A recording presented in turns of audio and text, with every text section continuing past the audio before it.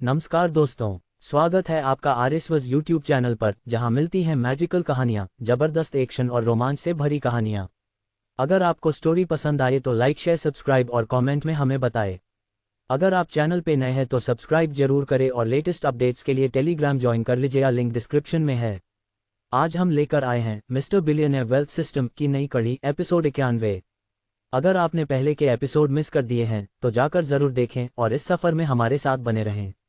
तो बिना किसी देरी के चलिए शुरू करते हैं आज का रोमांचक एपिसोड। एपिसोड 91। विवान ने अगले दिन ठीक उसी तरह से उठाया जैसे पहले। इस बार उसने पाया कि श्रेयंका पहले से ही जाग चुकी थी और लैपटॉप पर व्यस्त थी। वह टाइप कर रही थी और जब विवान ने देखा तो उसने पाया कि वह कुछ दस्तावेजों को व्यवस्थित कर रही थी। वहाँ शीतल की जानकारी थी और अन्य दस्तावेज भी लैपटॉप में अच्छी तरह से व्यवस्थित किए गए थे। जिस तरह से दस्तावेजों को व्यवस्थित किया गया था उससे वह आसानी से कुछ भी खोज सकता था जो वहां संग्रहित था। जैसे ही उसने उसे देखा वह खड़ी हुई और उसे नमस्ते किया। विवान ने सिर हिलाया और फिर से लैपटॉप की ओर देख लिया। वर्तमान में वह ब्राइटवे मेडिकल रिसर्च सेंटर के बारे में सभी जानकारी को व्यवस्थित कर रही थी। मास्टर, मुझे अभी केवल पैसे की जरूरत है। मैंने ब्राइटवे मेडिकल रिसर्च सेंटर के शेयरधारकों के साथ कीमत पर बातचीत कर ली है और उन्होंने अपने शेयर बेचने के लिए सहमति दे दी है, श्रेयंका ने कहा जब उसने फाइलों को व्यवस्थित करना समाप्त किया। विवान इस बात से हैरान था कि वह चीज़ों को करने में कितनी कुशल थी।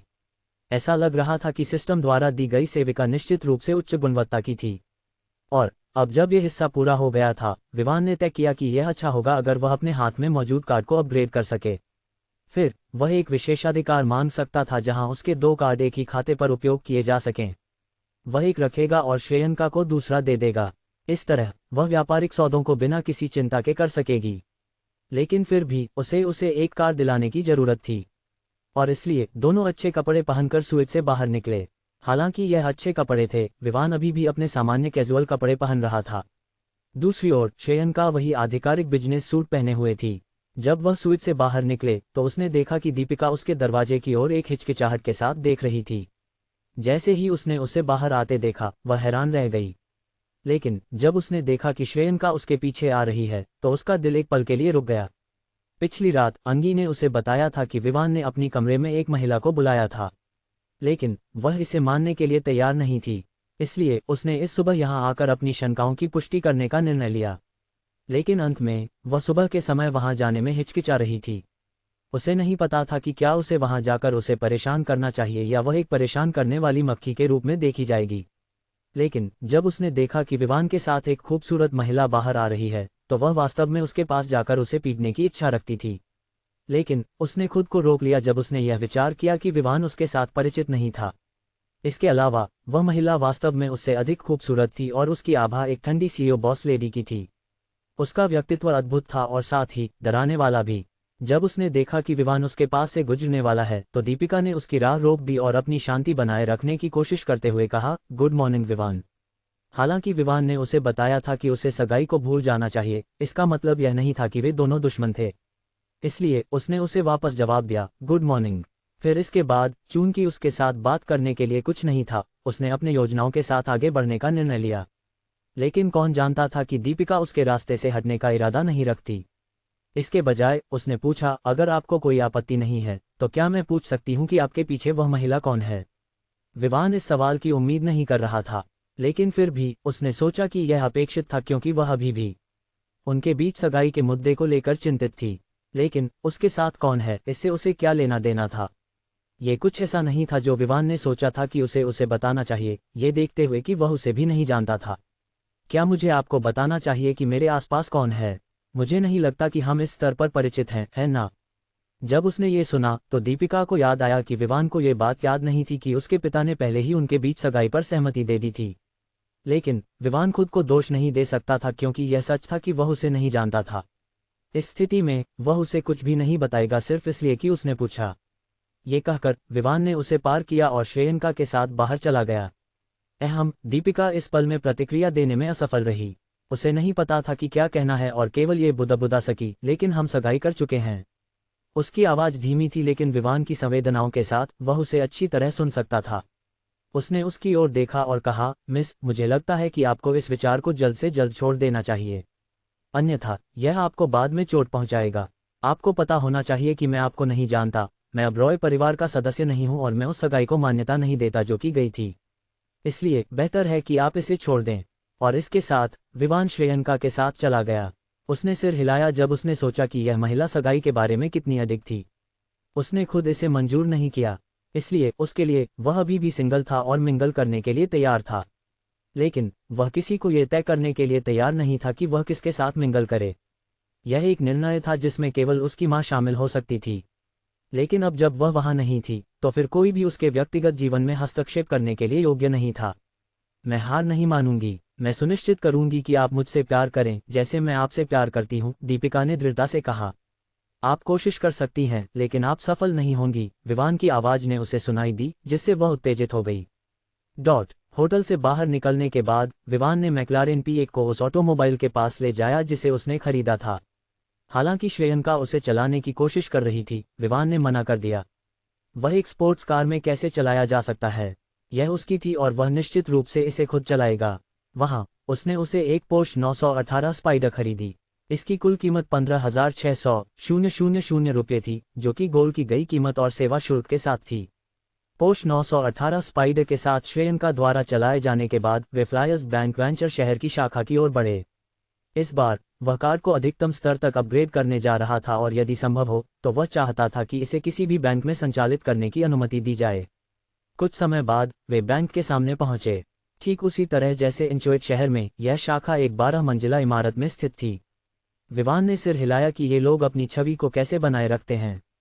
इंचोएट शहर में की तरह इस बैंक में भी लोगों की भीड़ थी। विवान ने निचली मंजिल की अनदेखी की और सबसे ऊपरी मंजिल पर गया जहां शाखा का प्रबंधक था। लिफ्ट से बाहर निकलने के बाद उसने पाया कि यहां का कार्यालय का लेआउट ठीक उसी तरह था जैसे इंचोएट शहर में। लेकिन ऐसा लग रहा था कि यहाँ बैंक व्यस्त था क्योंकि उसने देखा कि कुछ लोग पहले से ही इंतजार कर रहे थे। विवान ने एक सीट ली जबकि श्रेयंका आगे गई और सचिव से बताया कि विवान क्या करना चाहता है। सचिव भी एक महिला थी लेकिन वह अपनी 30 की उम्र में लग रही थी। उसने सिर हिलाया और बताया कि उन्हें थोड़ी देर इंतजार करना होगा। लेकिन आधे घंटे के बाद विवान ने अपनी भौहें चिढ़ाते हुए देखा कि यहाँ कोई हलचल नहीं थी। दरवाजे के पीछे जो प्रबंधक का कार्यालय था वह अभी भी बंद था और न तो कोई अंदर जा रहा था और न ही कोई बाहर आ रहा था। विवान को सुबह 10 बजे ट्रेसी के साथ एक अपॉइंटमेंट था, लेकिन ऐसा लग रहा था कि ये लोग उसे इंतजार कराना चाहते थे क्योंकि सचिव ने भी कोई हलचल नहीं की थी। वह बस जो कुछ भी कर रही थी उसमें व्यस्त थी। वह अकेला नहीं था जो इस समय भौहें चिढ़ा रहा था, बल्कि उसके साथ इंतजार कर रहे अन्य लोग भी असंतोषजनक दिख रहे थे। लेकिन अजीब बात यह थी कि उनमें से कोई भी शिकायत करने की हिम्मत नहीं कर रहा था। यह विवान को बहुत अजीब लगा, लेकिन फिर भी वह और इंतजार नहीं करना चाहता था। उसने श्रेयंका की ओर देखा जो उसके बगल में बैठी थी। उसकी मंशा समझते हुए उसने एक कदम आगे बढ़ाया और सचिव से पूछा, माफ कीजिए, हमें और कितना इंतजार करना होगा? सचिव को यह सुनकर चिढ़ हुई क्योंकि वह बाधित हुई थी। ये पता चला कि वह इस समय एक खेल खेल रही थी और श्रेयंका द्वारा उसे बुलाने से उसे उस खेल में हार का सामना करना पड़ा। क्या आप दूसरों की तरह धैर्य नहीं रख सकते? अगर आप पर्याप्त धैर्य नहीं रख सकते तो आप बस जा सकते हैं और किसी और समय वापस आ सकते हैं, सचिव ने कंटेम्प्ट की आवाज में जवाब दिया। जब विवान, जो अभी भी लॉबी क्षेत्र में बैठा था, ने ये सुना तो उसके चेहरे पर और भी गहरी भौहें चिढ़ गईं। उसने सोचा कि यहाँ की सेवा इतनी खराब क्यों थी कि सचिव भी ग्राहकों से इस तरह बात कर सकती थी। सिर हिलाते हुए विवान ने श्रेयंका को बुलाया जो अभी भी जवाब देने वाली थी। उसने उसे लैपटॉप सौंपा और उसे फुसफुसाते हुए बताया कि क्या करना है। श्रेयंका ने सिर हिलाया और उसने लैपटॉप पर टाइप करना शुरू किया। और कुछ ही समय बाद उसने बैंक के सुरक्षा प्रणाली में हैक कर लिया और दिन का फुटेज ढूंढ लिया। विवान ने बिना ऑडियो के वीडियो को तेज गति में देखा।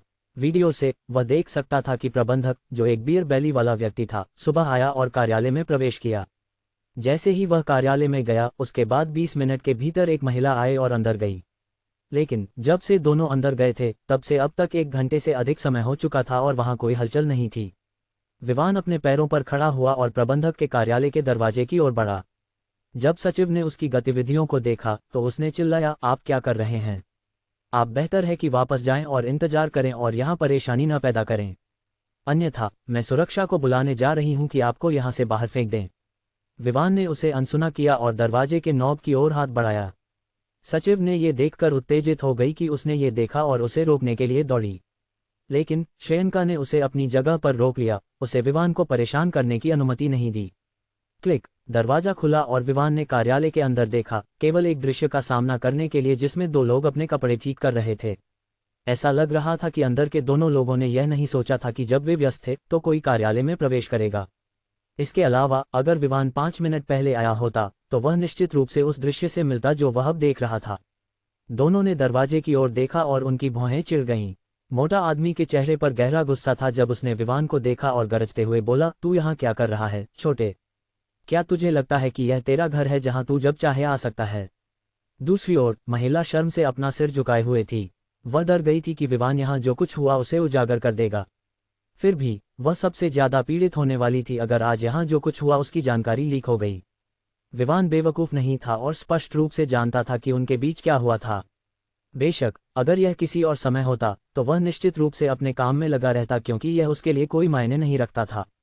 लेकिन उन्होंने अपने काम को तब करने का निर्णय लिया जब वह उनका इंतजार कर रहा था। इसका मतलब था कि वे उसे अपने काम में शामिल कर रहे थे और उसे 30 मिनट से अधिक समय बर्बाद करने पर मजबूर कर रहे थे। उसने पूरी तरह से मोटे आदमी की चिल्लाहट को अनदेखा किया और सचिव की ओर मुड़कर पूछा, क्या तुम सच में मुझे इस समय इंतजार करा रही थी सिर्फ इसलिए कि ये दोनों कुछ ऐसा कर रहे थे जो यहाँ के स्थान से संबंधित नहीं है? सचिव उस समय पहले से ही पीली पड़ चुकी थी। उसे निर्देश दिया गया था कि कोई भी कार्यालय में प्रवेश नहीं कर सकता जब तक कि प्रबंधक खुद अनुमति न दे। लेकिन उसने कभी भी इस स्थिति की कल्पना नहीं की थी जो अभी हुई थी। उसे इस बात की परवाह नहीं थी कि प्रबंधक विवान के साथ कैसे निपटेगा। उसे सबसे ज्यादा इस बात की चिंता थी कि प्रबंधक उसके साथ कैसे निपटेगा और यह उसके लिए अच्छा नहीं होगा। वह श्रेयंका की पकड़ से मुक्त होने की कोशिश कर रही थी लेकिन चाहे वह कितनी भी कोशिश करे वह श्रेयंका से बच नहीं सकी। इसके अलावा श्रेयंका ऐसा लग रहा था कि वह किसी संघर्षरत व्यक्ति को नहीं बल्कि एक आज्ञाकारी छोटे बच्चे को पकड़ रही है। विवान द्वारा अनदेखा किए जाने से मोटा आदमी को ऑब्वियसली अच्छा नहीं लगा। इसलिए जब उसने सुनिश्चित किया कि उसके कपड़े ठीक हैं तो वह विवान की ओर गर्व से बढ़ा जैसे कि वह अगले पल उसे मारने वाला हो। श्रेयंका ने ये देखा और आगे बढ़ी, हेल्पलेस सचिव को अपने साथ खींचते हुए मोटा आदमी के रास्ते को रोक दिया। बिच, अभी मेरे रास्ते से हट जाओ। मेरे पास तुम्हारे साथ निपटने का समय नहीं है। मैं उस छोटे से लड़के से निपटना चाहता हूं जिसने मेरी अनुमति के बिना मेरे कार्यालय में घुसने की हिम्मत की। मोटा आदमी ने श्रेयंका पर चिल्लाया, अपनी मोटी हाथ से उसे किनारे करने के लिए बढ़ाते हुए। क्या तुम सोचते हो कि तुम मेरे बॉस से निपटने के लिए योग्य हो? श्रेयंका ने ठंडी आवाज में पूछा। और जैसे ही हाथ उसके पास पहुंचा उसने अपनी एक हाथ से उसे पकड़ लिया और मोड़ दिया। एक चीख पूरे मंजिल में गूंज गई जब मोटा आदमी अपने घुटनों पर गिर गया। चाहे वह कितनी भी कोशिश करे वह श्रेयंका की पकड़ से मुक्त नहीं हो सका और दर्द में चिल्लाता रहा। श्रेयंका निश्चित रूप से एक समझदार व्यक्ति थी। उसने उस कार्यालय में प्रवेश किया जहां कैमरे फुटेज नहीं ले सकते थे। और जैसे ही उसने उसके हाथ को मोड़ा उसने सुनिश्चित किया कि वह उसे कोई बड़ा चोट न पहुंचाए जो बहुत स्पष्ट हो। अपनी लड़ाई कौशल के स्तर के साथ वह अपने शरीर को इतनी अच्छी तरह से नियंत्रित कर सकती थी। इसलिए मोटा आदमी जो दर्द सहन कर रहा था वह केवल जोड़ों के अत्यधिक खिंचाव से था और हाथ की डिसलोकेशन से नहीं। जो लोग साइड से देख रहे थे वे हैरान थे कि श्रेयंका, जो एक सामान्य छोटी महिला की तरह दिखती थी, मोटा आदमी को काबू में कर सकती थी जो उसके आकार से लगभग दोगुना था और वह एक पुरुष था। फिर उन्होंने विवान की ओर देखा जो उस महिला का बॉस था। वे सोचने लगे कि उसके पास इतना शक्तिशाली बॉडीगार्ड होने के लिए उसका बैकग्राउंड क्या है। सही है, उन्होंने सोचा कि श्रेयंका विवान की बॉडीगार्ड थी। अगर उन्हें पता होता कि विवान खुद श्रेयंका से भी ज्यादा मजबूत है तो निश्चित रूप से वे केवल हैरान नहीं होते, उनकी प्रतिक्रिया और भी बड़ी होती। मुझे छोड़ दो बिच। क्या तुम जानती हो कि मैं कौन हूं? मैं सुनिश्चित करूंगा कि तुम इसके लिए भुगतान करोगी। उसकी धमकियां अचानक रुक गईं जब श्रेयंका ने अचानक उस पर दबाव बढ़ा दिया जिससे उसे और भी दर्द हुआ। इस पल विवान आगे बढ़ा और मोटा आदमी की ओर देखा जो अब और भी पसीने में डूबा हुआ था। उसने उसे एक पल के लिए देखा और फिर पूछा, क्या तुम जानते हो कि आज तुमने कौन सी गलती की? कौन सी गलती की बात कर रहे हो? मैं कसम खाता हूं कि मैं तुम्हें मोटा आदमी फिर से धमकी देने की कोशिश कर रहा था लेकिन उसे अचानक तेज दर्द ने रोक दिया। विवान ने श्रेयंका की ओर देखा और सिर हिलाया। इसके जवाब में श्रेयंका ने मोटा आदमी को छोड़ दिया जो फिर फर्श पर गिर गया। उसके कपड़े अभी भी पसीने में भिगोए हुए थे। आज जो दर्द उसने सहा था उसने उसे इस तरह पसीना बहाने पर मजबूर कर दिया। कोई यह सोच सकता था कि वह 10 किलोमीटर की मैराथन दौड़कर आया है। जैसे ही उसे छोड़ा गया उसने फिर भी कोई आवाज निकालने की हिम्मत नहीं की क्योंकि उसे पता था कि अगर उसने ऐसा किया तो उसे फिर से वही दर्द सहना पड़ेगा। जब विवान ने देखा कि वह अब धमकियां नहीं दे रहा है या चिल्ला नहीं रहा है तो उसने संतोष से सिर हिलाया। फिर उसने उस महिला की ओर देखा जो मोटा आदमी के साथ कार्यालय में थी। हालांकि वह श्रेयंका या सान्या के स्तर की सुंदरता नहीं थी, फिर भी उसे 86 अंक मिल सकते थे। उसने सिर हिलाया और मोटा आदमी पर ध्यान केंद्रित किया जो अब फर्श पर बैठा था, इस समय अपनी प्रतिष्ठा की परवाह नहीं कर रहा था। तुम सच में खेलना जानते हो, है ना? तुम सुबह 7 बजे यहाँ आए। अब तक ये पहले से ही 9 के करीब है। तुम अभी भी व्यस्त हो, हमें अनदेखा करते हुए, जबकि हमारे पास दिन के लिए अपनी अपनी योजनाएं हैं, विवान ने कहा। विवान के शब्दों ने न केवल मोटा आदमी को बल्कि सचिव को भी चौंका दिया, क्योंकि वे सोचने लगे कि विवान को कैसे पता चला कि वह किस समय काम पर आया था। क्या वह उसका पीछा कर रहा था? लेकिन ये कोई समझदारी नहीं थी। आखिरकार विवान उसे क्यों पीछा करेगा? एक और बात यह थी कि आज वह पहली बार सुबह 7 बजे आया था, इसलिए यह उसकी दिनचर्या नहीं थी जिसे कोई व्यक्ति थोड़ी देर तक उसके आंदोलनों का अवलोकन करके आसानी से जान सकता था। अंत में मोटा आदमी ने सोचा कि विवान ने उसे उस समय कार्यालय में आते देखा, अन्यथा वह कैसे जान सकता था कि वह कब आया था। मैं यहाँ इस कार्ड को उच्चतम स्तर पर अपग्रेड करने के लिए आया था, लेकिन ऐसा लगता है कि तुम बैंक के ग्राहकों की परवाह नहीं करते। मुझे आश्चर्य है कि बैंक के उच्च अधिकारियों को इस घटना के बारे में जानकर क्या सोचना होगा। विवान की आवाज़ ऊंची नहीं थी, लेकिन यह मोटा आदमी के कानों तक पहुंच गई। जब उसने विवान की बात सुनी तो उसने उस दर्द को भूलकर जल्दी से अपने पैरों पर खड़ा हो गया। फिर उसने विवान की ओर देखा और कहा, क्या तुम जानते हो कि मेरे पिता कौन हैं? मेरे पिता फ्लायर्स बैंक के शेयरधारकों में से एक हैं। क्या तुम सोचते हो कि तुम बैंक के उच्च अधिकारियों को बताकर मेरे साथ कुछ कर सकते हो? बस तुम इंतजार करो, मैं तुम्हारे सभी खातों को हमारे बैंक के साथ फ्रीज कर दूंगा। जब उसने ये शब्द कहे तो उसके चेहरे पर सभी डर गायब हो गए और जो बचा वह था असीम घमंड। ओह, क्या ऐसा है? मुझे आश्चर्य है कि तुम मेरे खाते को कैसे फ्रीज कर सकते हो जब तुम्हारे पास मेरे बारे में कोई जानकारी नहीं है। विवान ने मोटा आदमी की ओर ठंडी मुस्कान के साथ देखा। मोटा आदमी को अचानक एहसास हुआ कि उसने विवान से कोई जानकारी नहीं ली थी और उसके खाते को फ्रीज करने का कोई तरीका नहीं था। उसने विवान की ओर देखा और मांग की, अपने सभी खातों की जानकारी मुझे दो ताकि मैं इसे फ्रीज कर सकूं। मैं देखना चाहता हूं कि जब तुम अपने खाते में पैसे का उपयोग नहीं कर सकोगे तो तुम क्या करोगे। विवान और अन्य लोग अपनी सुनने की क्षमता पर संदेह करने से नहीं रोक सके। क्या यह आदमी बेवकूफ़ था? कौन अपनी बैंक जानकारी देगा ताकि उसे फ्रीज किया जा सके? वे सोचने लगे कि यह व्यक्ति इस स्थिति तक कैसे पहुंचा। तुम सच में बेवकूफ़ होने की अपनी प्रतिष्ठा पर खरे उतरते हो, लेकिन मैं तुम्हारी बेवकूफ़ी का मनोरंजन करूंगा ताकि देख सकूं कि तुम मेरे खाते को कैसे फ्रीज करोगे। विवान ने ये शब्द कहे और फिर काले सोने के कार्ड को सौंप दिया। जो लोग ये शो देख रहे थे उन्होंने सोचा कि विवान मजाक कर रहा है, लेकिन जब उन्होंने देखा कि उसने सच में कार्ड सौंप दिया तो वे कुछ नहीं कह सके। और फिर जब उन्होंने देखा कि विवान के पास एक काला सोने का कार्ड है तो वे उसकी प्रशंसा करने से नहीं रोक सके। काला सोने का कार्ड उन लोगों के पास होता है जिनके पास 1 अरब की जमा होती है। दूसरे शब्दों में, विवान के खाते में उस समय कम से कम 1 अरब की जमा थी। वे इससे हैरान नहीं हो सकते थे। घमंड से भरा मोटा आदमी ने कार्ड लिया और अपने आप में सोचने लगा, हंफ, तुम यहाँ मेरे साथ ताकतवर बनने की कोशिश कर रहे हो। देखो, जब तुमने सुना कि मेरे पिता बैंक के शेयरधारकों में से एक हैं तो तुम कितनी जल्दी डर गए। अब मैं बस तुम्हारा खाता फ्रीज कर दूंगा। जैसे ही मोटा आदमी अपने कंप्यूटर के पीछे गया ताकि विवान के खाते को फ्रीज करने की कोशिश कर सके, विवान ने श्रेयंका की ओर देखा और कहा, 5 मिनट। जी बॉस, श्रेयंका ने जवाब दिया और फिर उस सचिव को छोड़ दिया जो उसकी पकड़ में थी। फिर वह बाहर गई और विवान के लैपटॉप को लेकर टाइप करने लगी। जिन लोगों ने दृश्य का अवलोकन किया उनमें से किसी को भी यह नहीं पता था कि विवान के 5 मिनट का क्या मतलब था। किसी भी तरह वे केवल ये देखने के लिए इंतजार कर रहे थे कि विवान का खाता कैसे फ्रीज होने वाला है। लगभग 5 मिनट बाद मोटा आदमी जो विवान के खाते को फ्रीज करने की कोशिश कर रहा था, वह विश्वास न करते हुए चिल्ला उठा। क्या? वह ऐसा क्यों न चिल्लाए जब विवान के खाते में वर्तमान में 100 अरब से अधिक था। अगर यह केवल 1 अरब या 5 होता तो वह खाते को फ्रीज करने में सक्षम होता, हालांकि इसके लिए उसे कुछ प्रयास करना पड़ता। लेकिन एक बड़े ग्राहक के खाते को फ्रीज करना, न तो उसके पिता ऐसा करने की हिम्मत करते। उसके पिता कोई बड़े व्यक्ति नहीं थे, उन्होंने केवल बैंक के 2% शेयर रखे थे जो लगभग 10 अरब के बराबर था। हालांकि यह उसके पिता के पास जो कुछ था वह सब नहीं था, लेकिन फिर भी ये संपत्तियों की गिनती थी। लेकिन यहाँ विवान के पास तरल नकद था, उसकी संपत्तियों की कितनी कीमत थी। चाहे वह इसे कैसे भी सोचता, उसे लगता था कि उसके पिता की कमी थी। वह ठंडे पसीने में टूट गया, ये सोचते हुए कि उसने इस व्यक्ति को उसके लिए एक पूरे आधे घंटे तक इंतजार कराया जब वह कुछ ऐसा कर रहा था जो उद्योग या सार्वजनिक रूप से अनुमति नहीं था। बस इस पल श्रेयंका कार्यालय में आए और कहा, बॉस, मैं खत्म कर चुकी हूँ। विवान ने सिर हिलाया। यह अच्छा था कि वह समय प्रबंधन में अच्छी थी। जिन सचिव और अन्य लोगों ने शो का इंतजार किया था वे यह नहीं जान पाए कि अचानक मोटा आदमी जो एक पल पहले घमंड में था अब पीला पड़ गया। जब तक उन्हें ये समझने का कोई मौका नहीं मिला कि क्या हो रहा है, मोटा आदमी का फोन बजा उठा।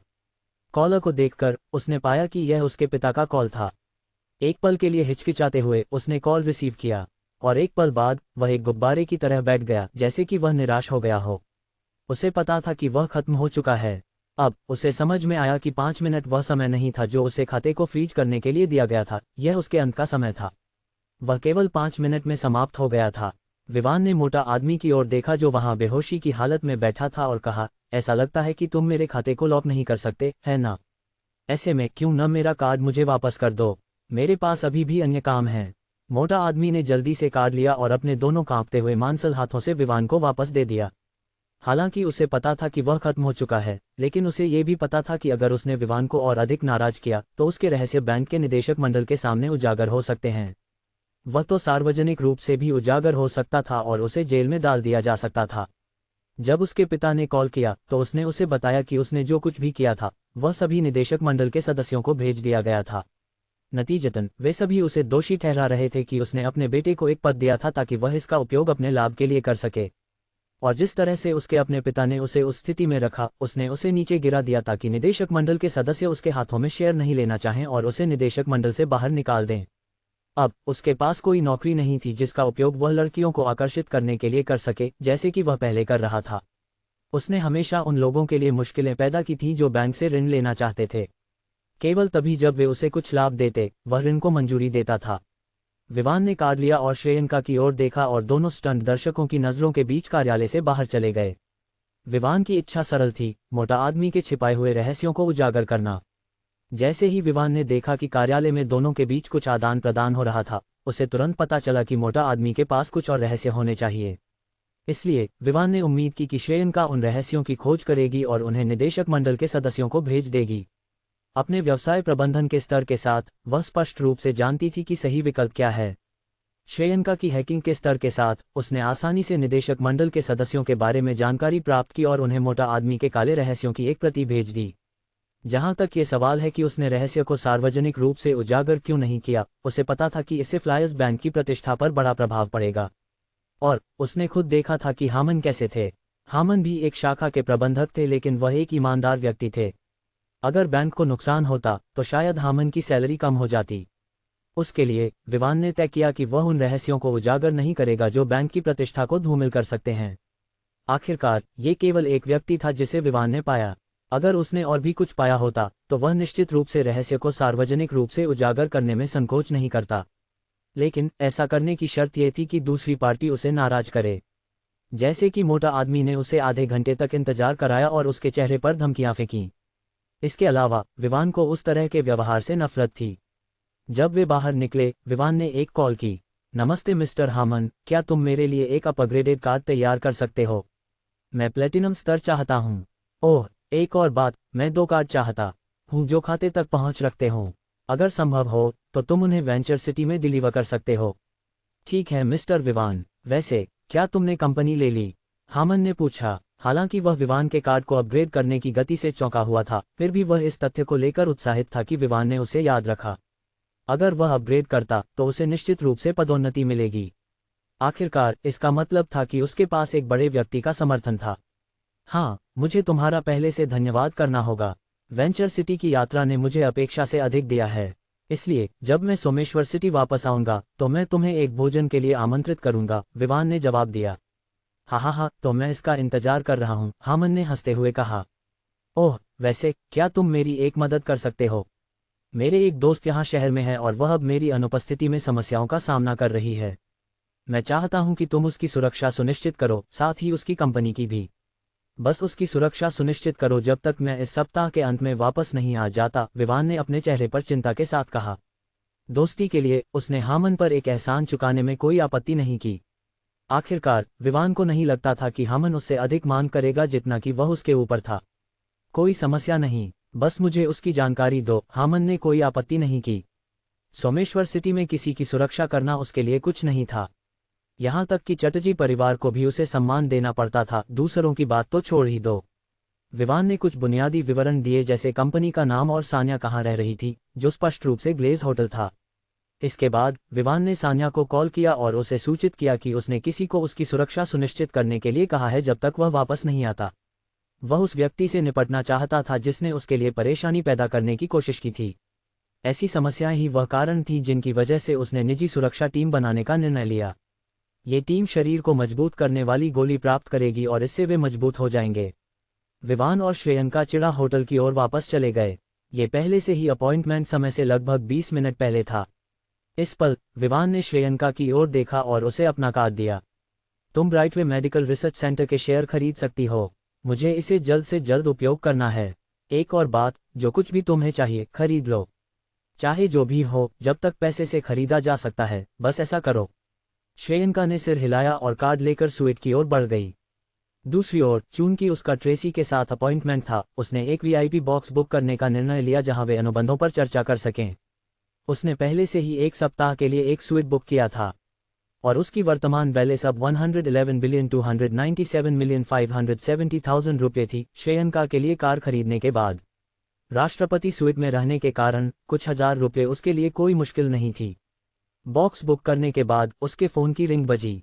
ये ट्रेसी थी। उसने कहा कि वह चिड़ा होटल में पहुंच चुकी है, इसलिए विवान ने उसे उस बॉक्स का नंबर दिया जिसमें वह था। कुछ ही समय बाद एक महिला जो काले ऑफिस सूट और हाई हील्स में थी अंदर आई। वह अपनी अनुपात में एक सुंदरता थी। इससे विवान ने खुद से सवाल किया कि क्या हर सफल और मेहनती महिला खूबसूरत होती है? भले ही अब नहीं, कम से कम अपने युवा समय में तो। विवान ने पहले से ही भोजन परोसने का आदेश दिया था और जब विवान ने ट्रांसफर समझौते की समीक्षा की तब भोजन परोसा गया। जो भोजन परोसा गया था वह निश्चित रूप से हल्का था, जो नाश्ते के लिए उपयुक्त था। चूंकि ट्रेसी ने सुबह 3 बजे के आसपास राजधानी छोड़ दी थी, ये स्पष्ट था कि वह भूखी थी।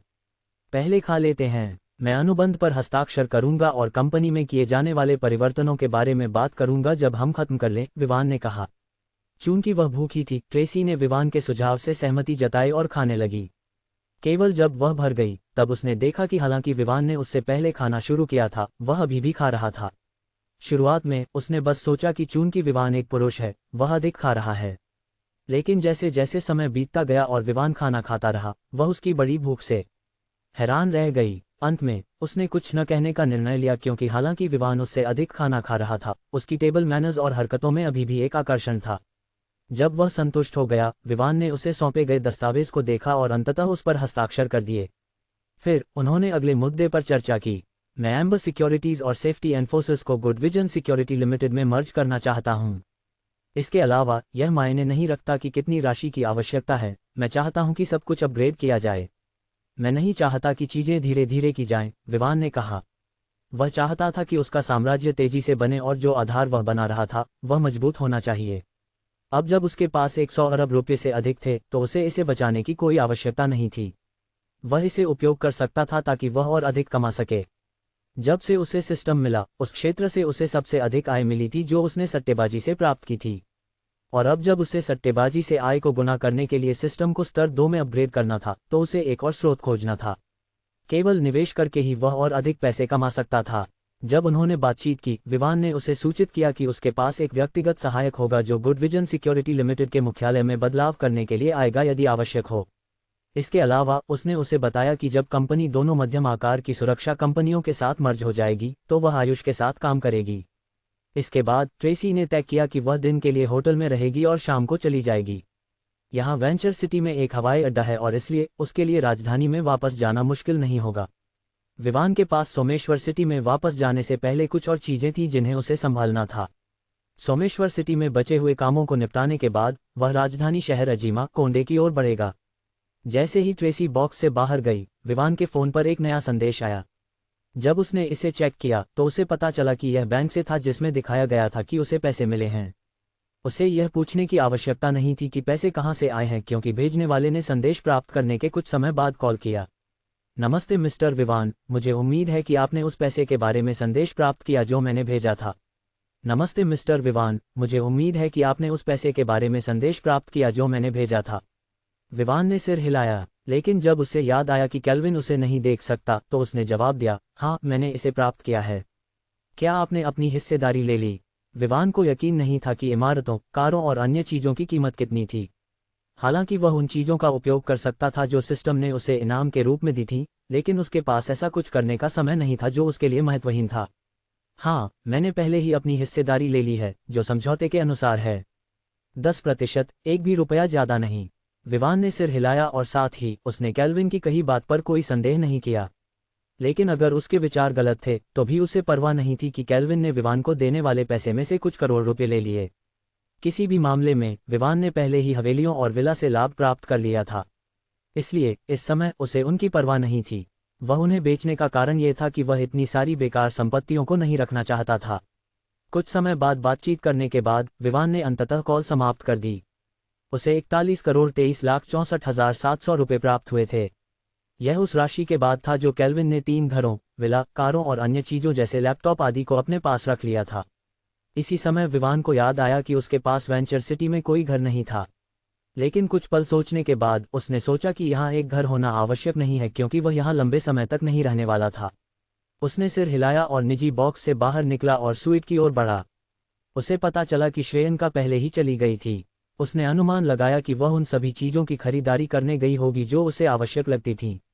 किसी भी मामले में विवान को इससे कोई फर्क नहीं पड़ा, क्योंकि वर्तमान में उसके पास एक ऐसा मुद्दा था जिसे उसे निपटाना था। ये सिस्टम को अपग्रेड करने के संबंध में था। उसने इस मुद्दे को पिछले दिन से टाल दिया था और उसने सोचा कि यह इसे देखने का अच्छा समय होगा। वह अपने बिस्तर पर बैठा और पूछा, इस स्तर 2 के अपग्रेड के बारे में क्या है?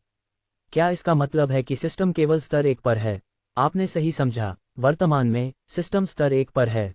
इसे अपग्रेड करने के लिए आपको कुछ चीज़ें पूरी करनी होंगी। पहली आवश्यकता यह है कि आपके खाते में 500 अरब रुपये होने चाहिए। पहली शर्त ऐसी थी जिसे विवान मानता था कि वह कुछ समय बाद प्राप्त कर सकता है। हालांकि वह अब सट्टेबाजी से इतनी राशि नहीं कमा सकता था, लेकिन वह अभी भी निवेश कर सकता था। जब तक उसे 5 अरब रुपये मिलते, वह 500 अरब रुपये प्राप्त कर लेगा जब गुणन प्रभाव लागू होगा। दूसरी, आपके पास कम से कम 5 कंपनियां होनी चाहिए जिनकी कीमत कम से कम 500 अरब रुपये हो। इसके अलावा आपको इन 5 कंपनियों के कम से कम 5 प्रतिस्पर्धियों को हराना होगा और इन 5 कंपनियों को एकाधिकार बनाना होगा। विवान ने एक पल के लिए माथा सिकोड़ लिया। उसके लिए 5 कंपनियों पर कब्जा करना जिनकी कुल संपत्ति कम से कम 500 अरब रुपये थी, ये कुछ ऐसा नहीं था जिसे वह जल्दी से निपटा सके। लेकिन यह असंभव नहीं था क्योंकि वर्तमान में उसके पास गुडविजन सिक्योरिटी लिमिटेड था जो कम से कम 300 बिलियन रुपीस का था। हालांकि इसमें समय लगेगा, वह निश्चित था कि वह सफल होगा। और उन कंपनियों को उद्योग में एकाधिकार बनाने के लिए ये कुछ ऐसा था जिसे वह वर्तमान में अपने पास मौजूद लाभ के साथ कर सकता था। अब जब यह एक शर्त थी जिसे पूरा करना था, उसने तय किया कि वह उन्हें जैक्सन एंटरप्राइज में एकीकृत कर देगा जब वह उन्हें एकाधिकार बना लेगा। अंतिम शर्त यह है कि आपके पास एक प्रेमिका होनी चाहिए। विवान, सिस्टम के साथ अब क्या हो गया? इसके प्रोग्राम में क्या गड़बड़ है? शायद कोई बग है जिसने इसे अपग्रेड करने के लिए इस शर्त को कहा। विवान ने संदेह में खुद से पूछा, फिर अंततः पूछा, क्या आप कृपया अंतिम शर्त को दोहरा सकते हैं जो पूरी करनी होगी? होस्ट, विवान अल्फोंसो को एक प्रेमिका होनी चाहिए। विवान फिर से चुप रह गया। क्या पहले की शर्त में कोई समस्या नहीं थी? सिस्टम के अपग्रेड के लिए उसे प्रेमिका रखने की यह बेतुकी शर्त क्यों? क्या उसकी प्रेमिका न होना सिस्टम पर कोई प्रभाव नहीं डालता? यह अब उसे क्यों कह रहा था? विवान ने गहरी सांस ली और पूछा, एंजल, क्या सिस्टम थोड़ा गंभीर हो सकता है? हम गंभीर मामलों के बारे में बात कर रहे हैं लेकिन यहाँ सिस्टम मजाक कर रहा है। सिस्टम बिल्कुल मजाक नहीं कर रहा है। यह एक शर्त है जिसे आपको सिस्टम को अपग्रेड करने से पहले पूरा करना होगा। दूसरे शब्दों में, जब तक सभी शर्तें पूरी नहीं होती, सिस्टम का अपग्रेड नहीं होगा। जब विवान ने ये शब्द सुने तो उसकी अटकलें रुक गईं। उसे याद आया कि अगर सिस्टम वास्तव में चाहता तो यह उसे जो चाहती उसे करने के लिए मजबूर कर सकता था। इसके पास दूसरों की यादों को नियंत्रित और हेरफेर करने की शक्ति थी। जितना चाहें वह उसके साथ कुछ भी कर सकता था। जब तक उसने उसकी यादों को बदल दिया और उसे यह सोचने पर मजबूर कर दिया कि यह सिस्टम की सेवा करने का उसका मिशन है, उसके लिए कुछ भी करना मुश्किल नहीं था। शांत होने के बाद विवान ने तय किया कि वह इस मामले को अभी के लिए छोड़ देगा। वह इस पर तब विचार करेगा जब वह अन्य 2 शर्तें पूरी कर लेगा। दूसरी ओर प्रेमिका के बारे में सोचने पर उसे कुछ साल पहले उसकी मां द्वारा छोड़ी गई लिफाफे की याद आई। उसने उसे केवल तभी खोलने के लिए कहा था जब वह अपने खुद के परिवार या प्रेमिका की चाहत रखता हो। उसे नहीं पता था कि लिफाफे के अंदर क्या है, लेकिन वजन और आकार से वह अनुमान लगा सकता था कि उसमें कुछ दस्तावेज हैं। अंदर क्या लिखा है उसे कोई जानकारी नहीं थी। अब जब यह मुद्दा सुलझ गया, विवान ने एक और मामले से निपटने का फैसला किया। सिस्टम, क्या मैं कल मिले इनाम को प्राप्त कर सकता हूँ? यह आपके बिस्तर के पास की अलमारी के दराज में है। विवान, क्या तुम बस इसे मेरे सामने नहीं ला सकते? विवान ने अपने दिल में शिकायत की, लेकिन फिर भी वह बिस्तर के पास की अलमारी के दराज की ओर बढ़ा और उसे खोला। उसने पाया कि वहाँ कई पेपर एक साथ पिन किए गए थे। उसने उन्हें निकाला और देखा। पेपर पर लिखे शब्द और फॉन्ट उस तरह के थे जैसे कि वे प्रिंटिंग मशीनों से छपे हुए हों। उसने पढ़ा और पाया कि वास्तव में, जैसा कि उसने उम्मीद की थी, वहाँ पिल बनाने की प्रक्रिया, उपकरण और सामग्री थी। सब कुछ इस तरह से अच्छी तरह से वर्णित था कि विवान इसे बनाने की प्रक्रिया की कल्पना भी कर सकता था। सभी को पढ़ने के बाद उसे पता चला कि उसे ब्राइटवे मेडिकल रिसर्च सेंटर को खरीदने का इंतजार करना होगा, इससे पहले कि वह पिल के उत्पादन की कोशिश कर सके। श्रेयंका को अपनी विशेष क्षमता का उपयोग करके संस्थान में उन लोगों की पहचान करनी होगी जिन पर भरोसा किया जा सकता है, और केवल उन लोगों को जिन्हें उसने चुना पिल के उत्पादन का कार्य सौंपा जाएगा। जहां तक उत्पादन की सफलता का सवाल था, उसे सिस्टम की पेशकश पर कोई संदेह नहीं था। उसे ऐसा करने की कोई आवश्यकता नहीं थी क्योंकि उसने पहले ही सिस्टम की शक्ति का अनुभव किया था।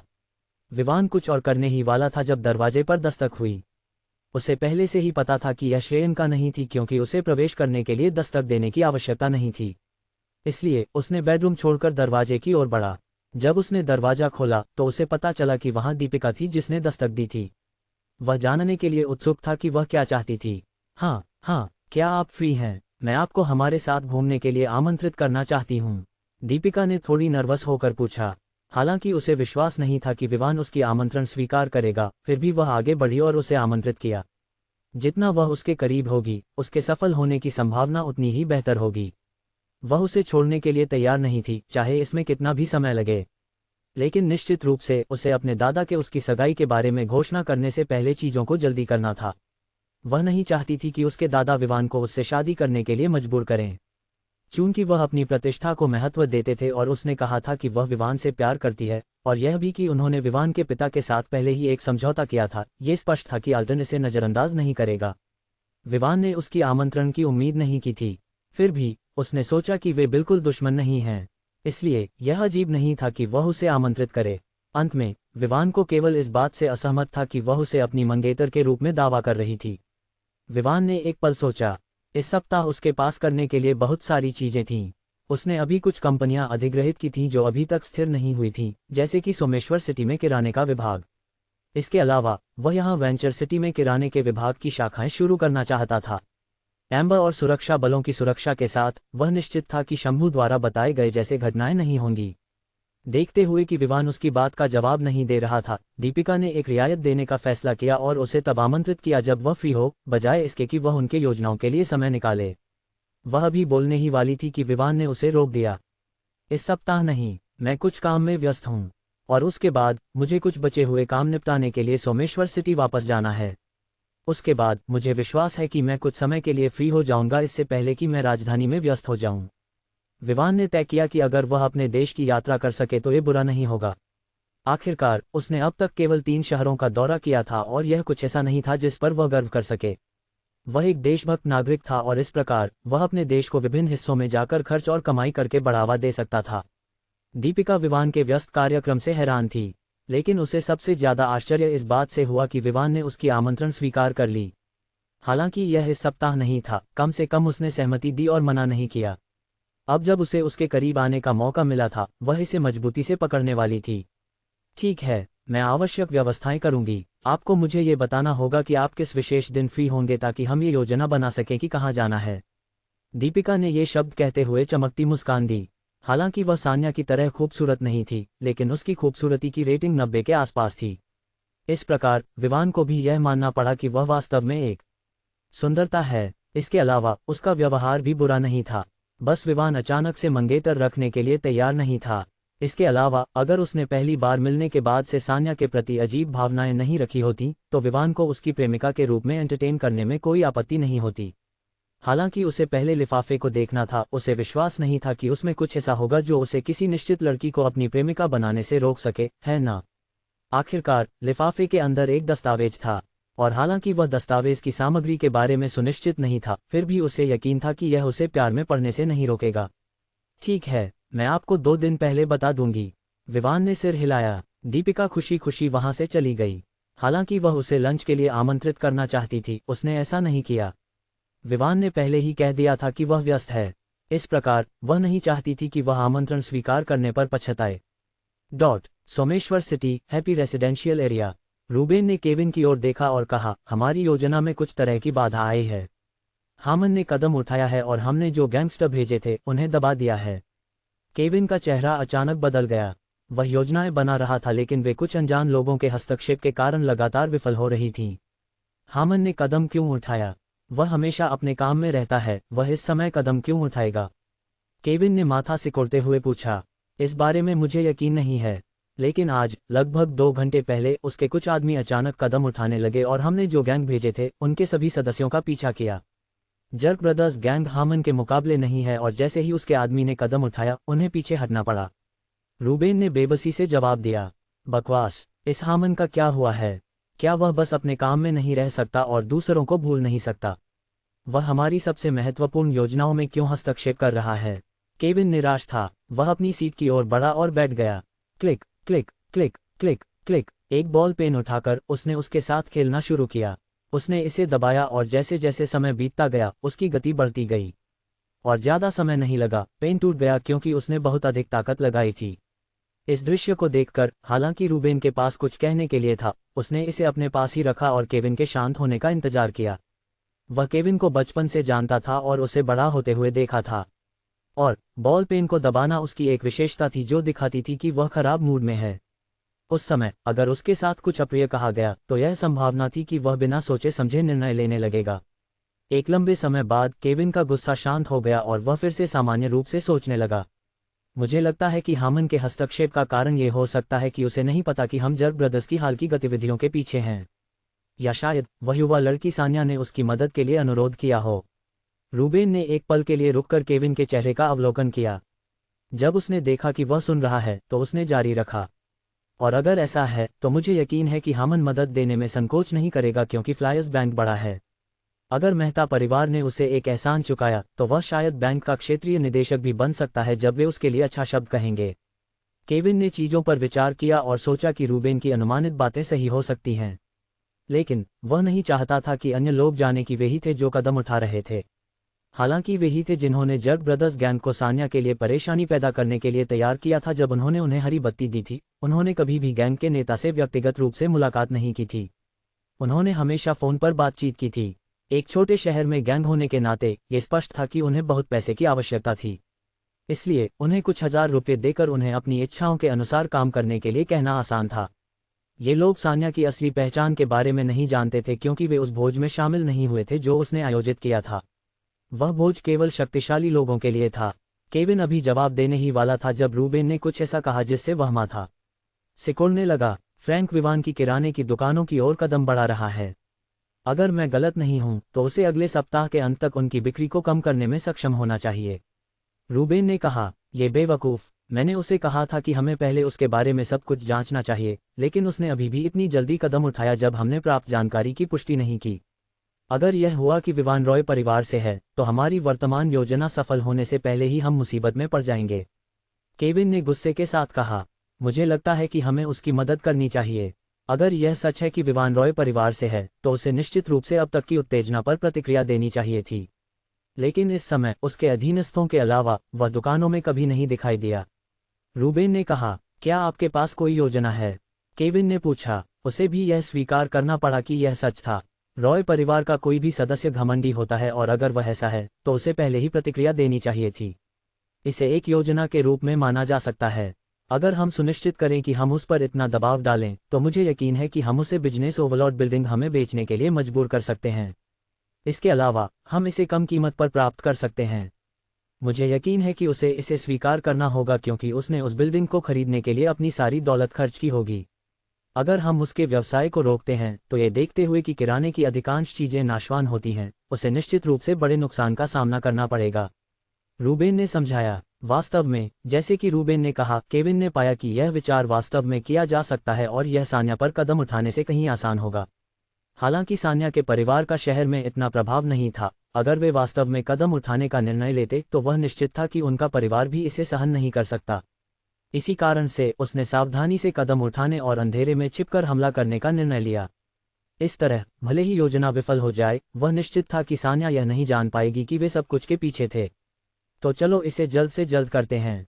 उसकी किराने की दुकान ने पूरे बिल्डिंग में केवल एक मंजिल पर कब्जा किया है। यह एक बर्बादी है। केविन ने सहमति दी। जब दीपिका कमरे में वापस आई जहां वह पूजा के साथ रह रही थी, तो वह बहुत खुश थी। उसने जल्दी में बिना बताए बाहर निकल गई थी कि वह कहाँ जा रही है। उसे इस तरह देखकर पूजा को ये जानने की जिज्ञासा हुई कि वह क्या करने गई थी। तुम इतनी खुश क्यों हो? पूजा ने जिज्ञासा से पूछा। जब पूजा ने ये सवाल पूछा तब दीपिका को एहसास हुआ कि वह इस दौरान मुस्कुरा रही थी। उसने एक पल के लिए शर्माई, फिर अपने आप को संभाला। तुम किस बारे में बात कर रही हो? उसने दिखावा किया कि उसे नहीं पता। बेटी, तुम मुझसे कुछ भी छिपा नहीं सकती। तुम थोड़ी देर पहले जल्दी में निकली थी, अब तुम वापस आ गई हो और तुम्हारा चेहरा ऐसा चमक रहा है जैसे तुम चांद से भी मुकाबला करना चाहती हो, पूजा ने दीपिका को देखते हुए कहा। यह स्पष्ट था कि वह तब तक नहीं रुकेगी जब तक दीपिका उसे सच नहीं बता देती। दीपिका ने गहरी सांस ली और कहा, ठीक है, मैं बस विवान को हमारे साथ पश्चिमी प्रांत के खूबसूरत दृश्यों की यात्रा पर आने के लिए आमंत्रित करने गई थी। और तुम जानती हो क्या?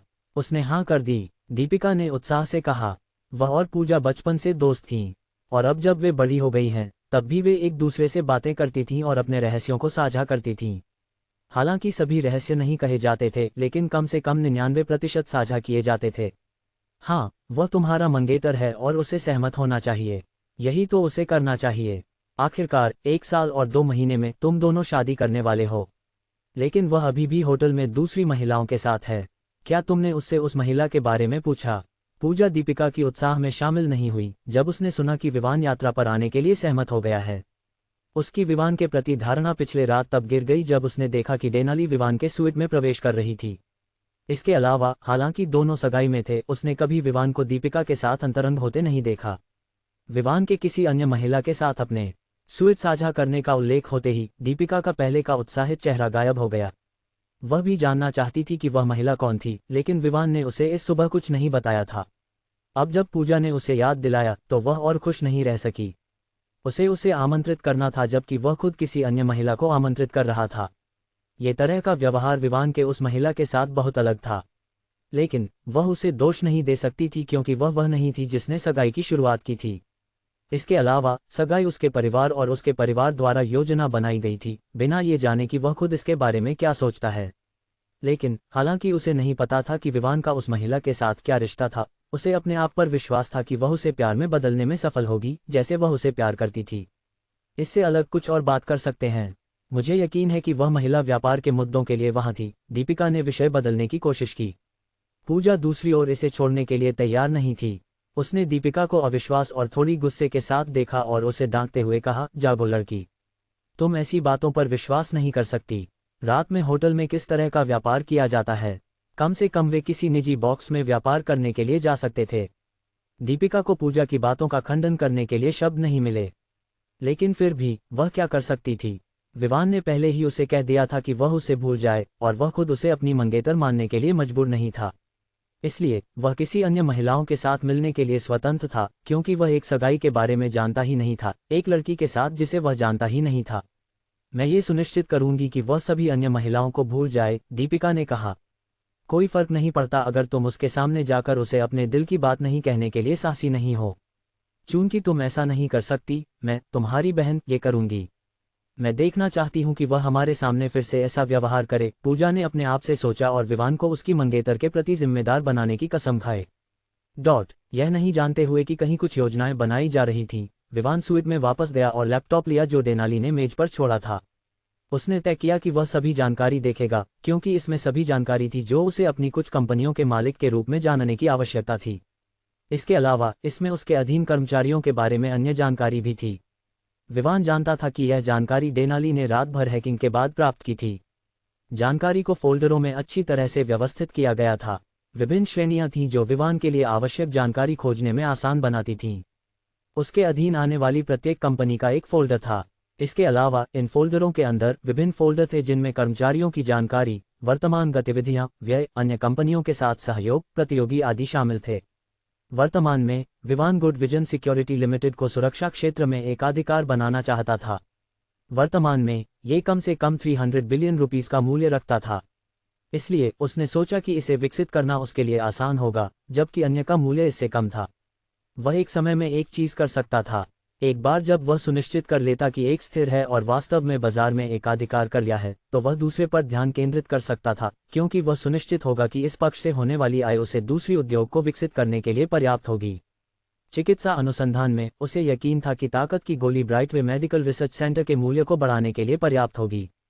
और अगर उसे किसी विशेष बीमारी के लिए एक और दवा का नुस्खा मिल गया, तो उसे यकीन था कि वह आसानी से अनुसंधान केंद्र को शीर्ष पर पहुंचा सकता है। प्रतियोगिता के लिए उसे यकीन था कि वे सिस्टम से आने वाले नुस्खों के साथ प्रतिस्पर्धा नहीं कर सकते। विवान को सभी महत्वपूर्ण फाइलों को पढ़ने में कुछ घंटे लग गए। अपनी याददाश्त की क्षमता के साथ उसने जो पढ़ा था उसे आसानी से नहीं भूला। हालांकि कुछ हिस्से थे जिन्हें उसे पुष्टि करने की आवश्यकता हो सकती थी, वे हिस्से थे जिन पर उसने ध्यान केंद्रित नहीं किया था। अब वह समाप्त हो चुका था और उसे अपनी कंपनियों के बारे में कुछ बातें जानने के लिए माना जा सकता था। ये निश्चित रूप से उसके लिए कंपनी के लिए निर्णय लेने के लिए पर्याप्त था। इसके अलावा वह देख सकता था कि वास्तव में कई बदलाव करने की आवश्यकता थी। ऐसा लग रहा था कि डेनाली ने रात भर काम किया था या सुबह जल्दी उठकर उनके बारे में जानकारी खोजी थी। आखिरकार यहाँ तक कि उन घटनाओं के बारे में जिन्हें ये लोग छिपा हुआ मानते थे, विवान ने उन्हें पाया और पढ़ा। दूसरे शब्दों में, अधिकांश रहस्य जो वे छिपा रहे थे पहले ही उसके सामने उजागर हो चुके थे। और जब वह कंपनी में जाएगा तो वह आवश्यक परिवर्तन करेगा। उसे उनके साथ धैर्य रखने की कोई आवश्यकता नहीं थी, ये देखते हुए कि उसके पास अभी भी एक लक्ष्य हासिल करने के लिए था। अपनी नींव के लिए उसने सोचा कि देश में बाजार पर एकाधिकार करने वाली 5 कंपनियां पर्याप्त होंगी। उसने गहरी सांस ली जब उसने फोन की स्क्रीन पर देखा जो जल उठी थी। यह कोई ऐसा व्यक्ति था जिसके पास उसका संपर्क जानकारी नहीं थी। उसने बिना किसी हिचकिचाहट के फोन उठाया। इन कुछ दिनों में सिस्टम प्राप्त करने के बाद वह अजनबियों से कॉल प्राप्त करने के लिए अभ्यस्त हो गया था। नमस्ते, मैं किससे बात कर रहा हूँ? विवान ने पूछा। नमस्ते, मुझे विश्वास है कि मैं मिस्टर विवान से बात कर रहा हूँ, एक पुरुष आवाज ने पूछा। हाँ, आप कर रहे हैं, विवान ने शांतिपूर्वक उत्तर दिया।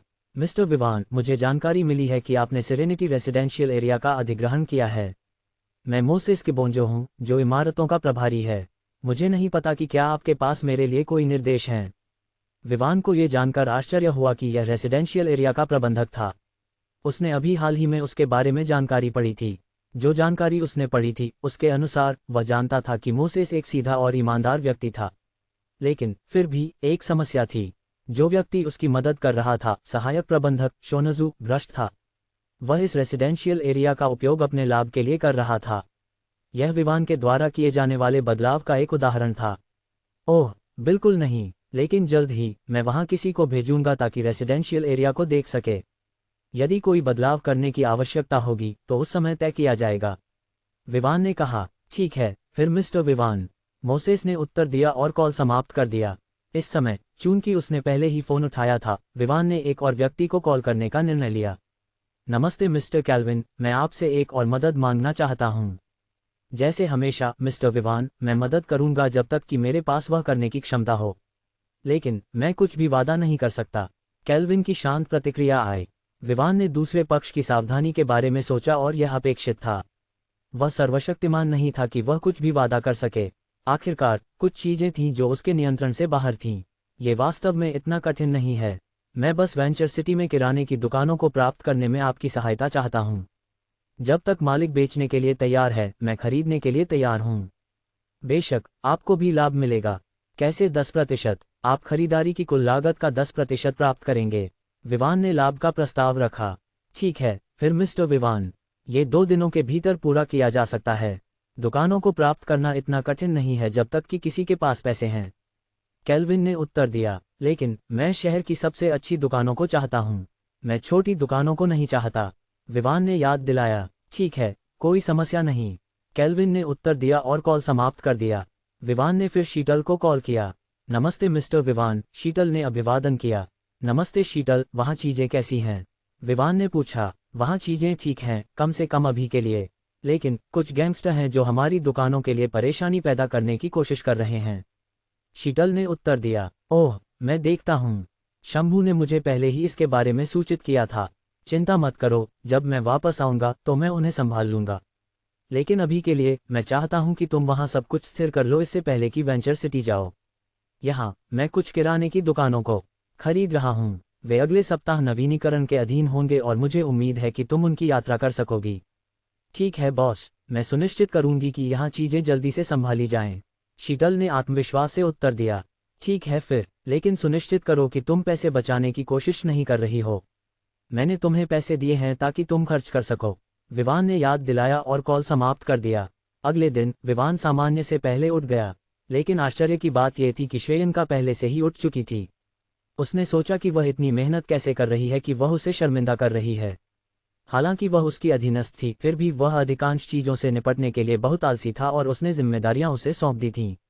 जब विवान ने सिस्टम द्वारा उसके बारे में बताई गई बातों को याद किया तो वह उसके परिवार के बारे में जानने के लिए उत्सुक हो गया। आखिरकार सिस्टम ने कहा था कि उसके पास अपना खुद का परिवार और जीवन है। अब उसे याद आया कि उसने कभी भी उसके वेतन के बारे में बात नहीं की थी। ये कितना बुरा था, वह इतनी मेहनत कर रही थी लेकिन उसने अपने वेतन के बारे में नहीं पूछा। विवान को यकीन था कि अगर वह उसके प्रति वफादार नहीं होती तो वह पहले ही पूछ चुकी होती कि वह उसे कितना वेतन देने के लिए तैयार है। बस वर्तमान में श्रेयंका को विश्वास था कि विवान उसे समय पर वेतन देगा बिना उसे पूछे। लेकिन शायद उसका विश्वास इस पल में जवाब दिया जा सकता था जब विवान ने पूछा, श्रेयंका, क्या तुम मुझे अपने बारे में बता सकती हो?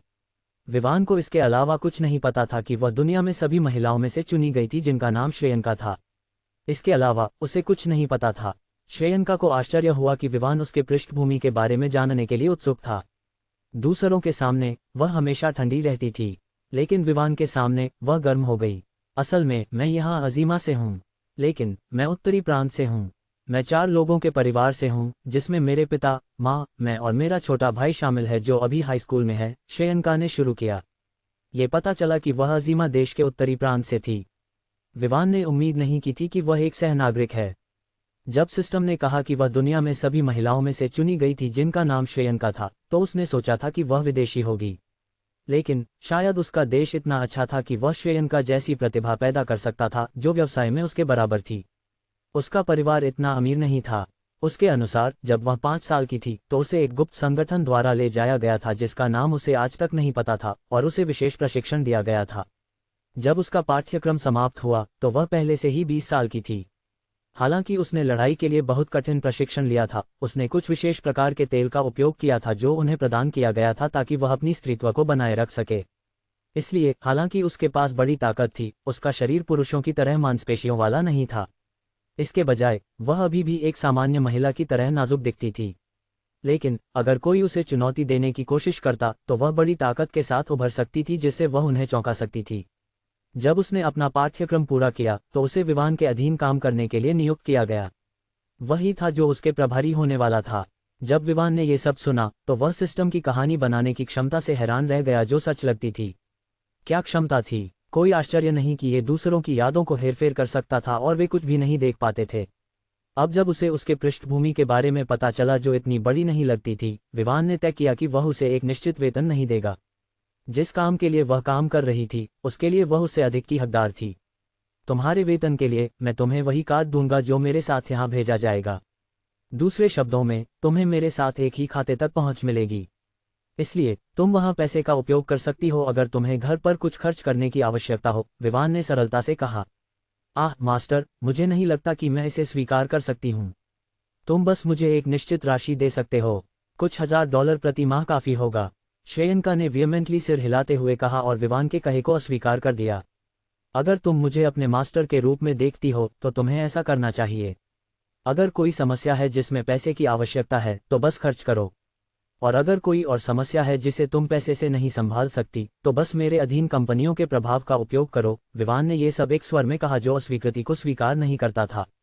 जब वे अकेले होते थे श्रेयंका उसे मास्टर कहती थी, लेकिन दूसरों के सामने वह उसे बॉस कहती थी। यह इसलिए था ताकि कुछ लोग जिनकी कल्पनाएं भटकती थीं वे कुछ ऐसी चीज़ों के बारे में न सोचे जो बच्चों के लिए अनुपयुक्त हों। याद रखो, तुम मेरी दूसरी कमान हो। दूसरे शब्दों में, मेरे अलावा केवल तुम ही उन सभी कंपनियों और व्यवसायों पर निर्णय ले सकती हो जो मेरे अधीन हैं। श्रेयंका के चेहरे को देखते हुए विवान ने आगे कहा, अगर तुम पैसे का उपयोग नहीं करोगी और इतनी संकोची रहोगी तो मैं इसे इस तरह लूंगा कि तुम मुझे अपने मास्टर के रूप में नहीं मानती, विवान ने निष्कर्ष निकाला। विवान के शब्द सीधे थे। श्रेयंका की उसके प्रति वफादारी इतनी थी कि वह उसके आदेश पर मरने के लिए भी तैयार थी। और जब भी वह गंभीरता से उससे कुछ करने के लिए कहता, वह बिना किसी हिचकिचाहट के उसे कर देती। अब जब विवान ने जो कहा था उसके प्रति गंभीरता दिखाई तो उसने जल्दी से सहमति व्यक्त की। ठीक है मास्टर, मैं तुम्हारी बात मानूंगी। विवान के अंतिम शब्द वह थे जो श्रेयंका को सबसे ज्यादा डराते थे। चूंकि वह पूरी तरह से उसके प्रति वफादार थी, यह उस स्तर तक था जो उसकी पूजा करने के बराबर था।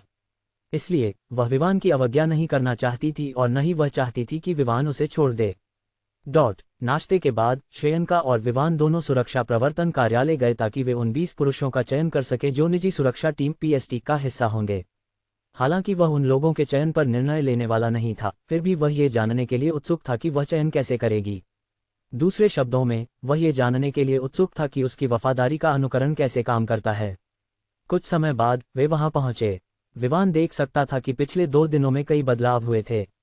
ऐसा लग रहा था कि मैक्सवेल पैसे खर्च करने के मामले में गंभीर था। पिछली रात विवान ने मैक्सवेल को सूचित किया था कि वह उन सदस्यों को व्यवस्थित करे जो सुरक्षा गार्ड या बॉडीगार्ड के रूप में काम करते थे और जो दिन के समय ड्यूटी पर नहीं थे, ताकि वे आज कंपनी में आएं। बेशक ये केवल उन लोगों पर लागू होता था जो वेंचर सिटी में मौजूद थे। इसलिए जब वह और श्रेयंका पहुंचे तो उन्हें मैक्सवेल द्वारा स्वागत किया गया और उसने उन्हें प्रशिक्षण मैदान की ओर ले गया। यहाँ विवान देख सकता था कि अब तक कई सुधार किए गए थे और वह देख सकता था कि प्रशिक्षण के लिए नए उपकरण उपलब्ध थे। मैक्सवेल के अनुसार उन्होंने कुछ और उपकरणों के लिए आदेश दिया था, लेकिन वे अभी तक वितरित नहीं हुए थे। विवान जानता था कि कुछ उपकरणों को वितरित करने में समय लग सकता है क्योंकि वे विदेश से भेजे गए थे। हालांकि वह सुरक्षा प्रवर्तन और एम्बर सिक्योरिटीज को गुड विजन सिक्योरिटी लिमिटेड में विलय करने जा रहा था, इसका मतलब यह नहीं था कि वे इस स्थान को नजरअंदाज कर सकते थे। ये कंपनी का एक प्रांतीय मुख्यालय के रूप में भी इस्तेमाल किया जा सकता था। जब वे प्रशिक्षण मैदान में पहुंचे तो उन्होंने देखा कि लगभग 100 पुरुष 5 पंक्तियों में खड़े थे, उनकी पीठ सीधी। इससे विवान बता सकता था कि उनमें उच्च अनुशासन था। हालांकि यह सैन्य अनुशासन की तुलना में नहीं था, वह निश्चित था कि यह अभी के लिए पर्याप्त था। बॉस, मैंने इस समय उपलब्ध सबसे अच्छे 100 लोगों का चयन किया है, मैक्सवेल ने साइड से कहा। विवान ने उन्हें एक नज़र डाली और मैक्सवेल के निर्णय की स्वीकृति में सिर हिलाया। फिर उसने श्रेयंका को आगे बढ़ने और 20 पुरुषों का चयन करने का संकेत दिया। मैक्सवेल श्रेयंका के बारे में उत्सुक था। विवान ने उसे छिपाया नहीं क्योंकि श्रेयंका को उसकी उच्च अधिकारी माना जा सकता था, इसलिए उसने उसे परिचित कराया। ये श्रेयंका है, वह मेरी व्यक्तिगत सहायक है। अगर वह यहाँ आए तो तुम उसे उसी तरह से ट्रीट कर सकते हो जैसे तुम मुझे करते हो। मैक्सवेल इस बात से हैरान था कि विवान श्रेयंका को कितना ऊंचा मानता था, लेकिन जब उसने उसके स्वभाव और उन मांसपेशियों वाले पुरुषों के समूह को देखते हुए उसके आत्मविश्वास को देखा तो वह उससे प्रभावित हुए बिना नहीं रह सका। अगर उसकी जगह कोई और महिला होती तो वह निश्चित रूप से इन पुरुषों के सामने खड़े होकर घबरा जाती। इनमें से अधिकांश ने खून देखा था और उन्होंने भयंकर लड़ाइयां लड़ी थीं। इसलिए उनमें एक निश्चित आभा थी जो शायद कुछ कमजोर इच्छाशक्ति वाले पुरुषों को डराने के लिए काफी होती। महिलाओं की तो बात ही छोड़ दें। मैंने समझ लिया बॉस, मैक्सवेल ने सिर हिलाया। उसने विवान के काम करने के तरीके का सम्मान करना शुरू कर दिया था। हालांकि वह युवा था, उसने उसे कमतर आंकने की हिम्मत नहीं की। श्रेयंका ने लगभग 10 मिनट तक चारों ओर घूमते हुए 5 पंक्तियों में से 20 पुरुषों का अवलोकन किया। फिर उसने एक एक करके पुरुषों की ओर इशारा करना शुरू किया। जैसे ही उसने उन्हें इशारा किया, वे एक कदम आगे बढ़े और आगे के निर्देशों की प्रतीक्षा करने लगे। आश्चर्य की बात यह थी कि विवान ने जल्दी से निर्णय लिया था। इस 98 पुरुषों के समूह में 2 महिलाएं थीं और वे श्रेयंका द्वारा चुनी गई थीं। विवान जानता था कि व्यक्ति के लिंग का कोई महत्व नहीं है। जब तक किसी के पास ताकत हो, भले ही वह महिला हो, वह कुछ ऐसे काम कर सकती है जो अन्य पुरुष नहीं कर सकते। इस समय विवान ताकत की परवाह नहीं करता था, वह सबसे ज्यादा वफादारी की परवाह करता था। ताकत के लिए वे तब तक प्राप्त करेंगे जब तक उन्हें गोलियां मिलती रहेंगी। विवान ने लगातार अवलोकन किया, लेकिन वह नहीं देख सका कि श्रेयंका ने उन लोगों की वफादारी का मूल्यांकन कैसे किया जिन्हें उसने चुना था। लेकिन फिर भी वह प्रभावित था क्योंकि जब उसने उन लोगों को देखा जो उसके द्वारा चुने गए थे तो वह उनके चेहरे के भावों से बता सकता था कि वे सीधे लग रहे थे। लेकिन फिर भी वह जानता था कि कभी कभी दिखावे एक फसाद हो सकते हैं। इसलिए अगर श्रेयंका नहीं होती तो वह इन 20 पर भरोसा नहीं करता। अन्य लोगों को, जिसमें मैक्सवेल भी शामिल था, भेजने के बाद विवान ने उन 20 लोगों की ओर देखा जो यहाँ बचे थे और गंभीरता से बोला, मैं चाहता हूं कि तुम लोग एक निजी सुरक्षा टीम बनाओ। ये टीम केवल तुम 20 लोगों पर आधारित होगी। तुम्हारे प्रशिक्षण के दौरान तुम्हारे लिए संसाधन उपलब्ध होंगे। इसके अलावा तुम्हें और अधिक लाभ मिलेगा। विवान के सामने खड़े 20 लोग हैरान थे कि विवान चाहता था कि वे एक निजी टीम बनाएं। और हालांकि वे आश्चर्यचकित थे, उन्हें इसमें कुछ अजीब नहीं लगा। आखिरकार उन्होंने पहले कई बार टीमों का गठन होते देखा था। इसके अलावा उन्होंने ये देखा था जब वे किसी विशेष व्यक्ति की सुरक्षा करने जा रहे थे या किसी अमीर आदमी की इमारत की सुरक्षा करने जा रहे थे। फिर भी वे चुने जाने के लिए उत्साहित थे। उन्हें खुद नहीं पता था कि चुने जाने की क्या आवश्यकताएं थीं, क्योंकि कोई परीक्षण नहीं था। श्रेयंका ने बस उन्हें एक पल देखने के बाद इशारा किया था। क्या तुम इस पर सहमत हो? अगर नहीं तो तुम पहले ही कह सकते हो ताकि हम तुम्हारे लिए जल्दी से एक प्रतिस्थापन ढूंढ सकें, विवान ने फिर से पुष्टि के लिए पूछा। हम सहमत हैं, 20 पुरुषों और महिलाओं ने एक साथ चिल्लाया। विवान ने सिर हिलाया। फिर उसने कहा, एक निजी टीम के रूप में तुम्हें विशेष प्रशिक्षण मिलेगा, लेकिन यह अगले महीने तक इंतजार करना होगा, इससे पहले कि तुम कुछ लाभ प्राप्त करना शुरू कर सको। कुछ लाभ तुम इस पल से प्राप्त करोगे, लेकिन अन्य लाभों के लिए थोड़ा इंतजार करना होगा। मैं तुम्हें एक पहला मिशन देने जा रहा हूँ। रविवार को मैं चाहता हूँ कि तुम सभी सोमेश्वर सिटी में रहो। वहाँ एक गैंगस्टर समूह है जो वहाँ परेशानी पैदा कर रहा है। मैं चाहता हूँ कि तुम उनसे निपट लो, विवान ने समूह की ओर देखते हुए कहा। जब उन्होंने उसकी ओर उलझन भरी नजरें डालीं तो विवान जान गया कि वे क्या सोच रहे हैं और कहा, इस टीम को उन टीमों की तरह मत लो जो तुमने पहले बनाई थीं। आज जो टीम बनाई गई है वह टूटेगी नहीं। हालांकि अन्य टीमें हो सकती हैं, ये टीम अस्तित्व में रहेगी। दूसरे शब्दों में, जो निजी सुरक्षा टीमें बनाई गई हैं वे पहले की टीमों की तरह अनुबंधित काम नहीं करेंगी। तुम्हें उन मिशनों को करना होगा जो तुम्हें एक विशेष समय पर सौंपे जाएंगे। तुम्हारा वेतन उस महीने के दौरान भी वही रहेगा, भले ही तुम्हारा कोई मिशन न हो, लेकिन प्रत्येक मिशन के पूरा होने के बाद बोनस मिलेगा, विवान ने आगे कहा। समूह फिर से उत्साहित हो गया। विवान के शब्दों से उन्हें सुनिश्चित भुगतान मिलने वाला था, और विवान द्वारा दिए गए मिशन के उदाहरण से वे पहले से ही जान सकते थे कि यह उतना खतरनाक नहीं था जितना कि बंदूकें शामिल करने वाला हो। ठीक है, फिर तुम लोग कल सोमेश्वर सिटी की ओर बढ़ोगे। मिशन अगले दिन किया जाएगा, इसलिए मुझे उम्मीद है कि तुम इस दिन का उपयोग तैयारी के लिए करोगे।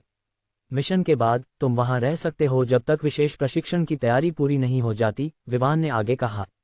उसने कुछ और चीजों के बारे में बात की और इस सुरक्षा टीम के लिए अपनी योजनाओं के बारे में बताया। टीम के नाम और उनके कप्तान के बारे में विवान ने उन्हें आपस में तय करने के लिए कहा। चूंकि वह इस पर समाप्त हो गया, विवान श्रेयंका के साथ वहां से चला गया। वे होटल पहुंचने के बाद अलग हो गए। विवान को पहले ही ब्राइटवे मेडिकल रिसर्च सेंटर से कॉल मिल चुका था कि शेष शेयरों की सफल खरीद की पुष्टि हो गई थी। अब केवल अनुबंध पर हस्ताक्षर करना बाकी था। इसी कारण से उसे सोमेश्वर सिटी में जल्दी से वापस जाना था, इससे पहले कि केंद्रीय प्रांत की ओर दौड़ सके। Shreyanka good vision security limited के मुख्यालय जा रही थी ताकि विलय प्रक्रिया की तैयारी कर सके, लेकिन ये केवल तैयारी थी क्योंकि गोलियों के मुद्दे को पहले आना था। जब शरीर को मजबूत करने वाली गोलियां सफलतापूर्वक उत्पादित हो जाएंगी तो श्रेयंका की निगरानी में विलय शुरू होगा। अगर संभव होता तो विवान इस दिन वेंचर सिटी छोड़ देता, लेकिन उसे रुकना पड़ा क्योंकि अगले दिन शीतल किराने की दुकानों की खरीदारी पूरी कर लेगी। वह बिना ये सुनिश्चित किए नहीं जा सकता था कि सब कुछ सही स्थिति में है। Crystal city, Roy mansion. Dhirendra, Jack कहाँ है? तुम उसे यहाँ लाने वाले थे, विक्टर ने धीरेंद्र की ओर देखते हुए कहा जो उसके सामने खड़ा था। पिता, ऐसा लगता है कि कुछ ऐसा हुआ है जिसकी मैंने उम्मीद नहीं की थी। जैक सोमेश्वर सिटी छोड़ चुका है। जहां वह है हमें बिल्कुल नहीं पता क्योंकि उसने अपने गार्ड्स को नहीं बताया कि वह कब गया और कब वापस आएगा, धीरेंद्र ने उत्तर दिया। वह ये सुनिश्चित करने के लिए कड़ी मेहनत कर रहा था कि वह जैक को ढूंढ सके, लेकिन चाहे वह कितनी भी मेहनत करे वह ये नहीं जान सका कि वह कहाँ गया। जैक अपने यूरोकॉप्टर पर गया था। हालांकि शीतल, सान्या और हमान को पता था कि जैक वेंचर सिटी गया है, धीरेंद्र को नहीं पता था कि वे जानते हैं और न ही उसे यह पता था कि वे जैक को जानते हैं। तो तुम क्या करने जा रहे हो? तुम पहले ही मास्टर आल्टन के साथ एक समझौता कर चुके हो, इसलिए तुम इससे बाहर नहीं निकल सकते। अगर जैक नहीं मिला तो हमारा परिवार खत्म हो जाएगा, विक्टर ने कहा क्योंकि गुस्सा उसके चेहरे पर उभरने लगा। वह खुद पर भी संदेह करने लगा कि क्या उसने वास्तव में धीरेंद्र को परिवार का प्रमुख बनाकर सही निर्णय लिया था। आखिरकार उसने बिना उससे परामर्श किए किसी को परिवार से निकाल दिया था। उसके चुनाव का और भी अपमानजनक पहलू ये था कि जिसे उसने परिवार से निकाला था वह उसका अपना बेटा था। हालांकि वह अपनी स्थिति को बचाने की कोशिश कर रहा था, उसने चीजों को और भी खराब कर दिया। हालांकि उनमें से किसी ने भी उम्मीद नहीं की थी कि कोई जैक से शादी करने के लिए उनके परिवार से पूछने आएगा। कम से कम विक्टर को लगता था कि इस बार धीरेंद्र का निर्णय वास्तव में अविवेकपूर्ण था। अगर यह केवल जैक को परिवार से निकालने का मामला होता तो वह खुद, जो जैक को कभी पसंद नहीं करता था, उसे पहले ही परिवार से निकाल चुका होता।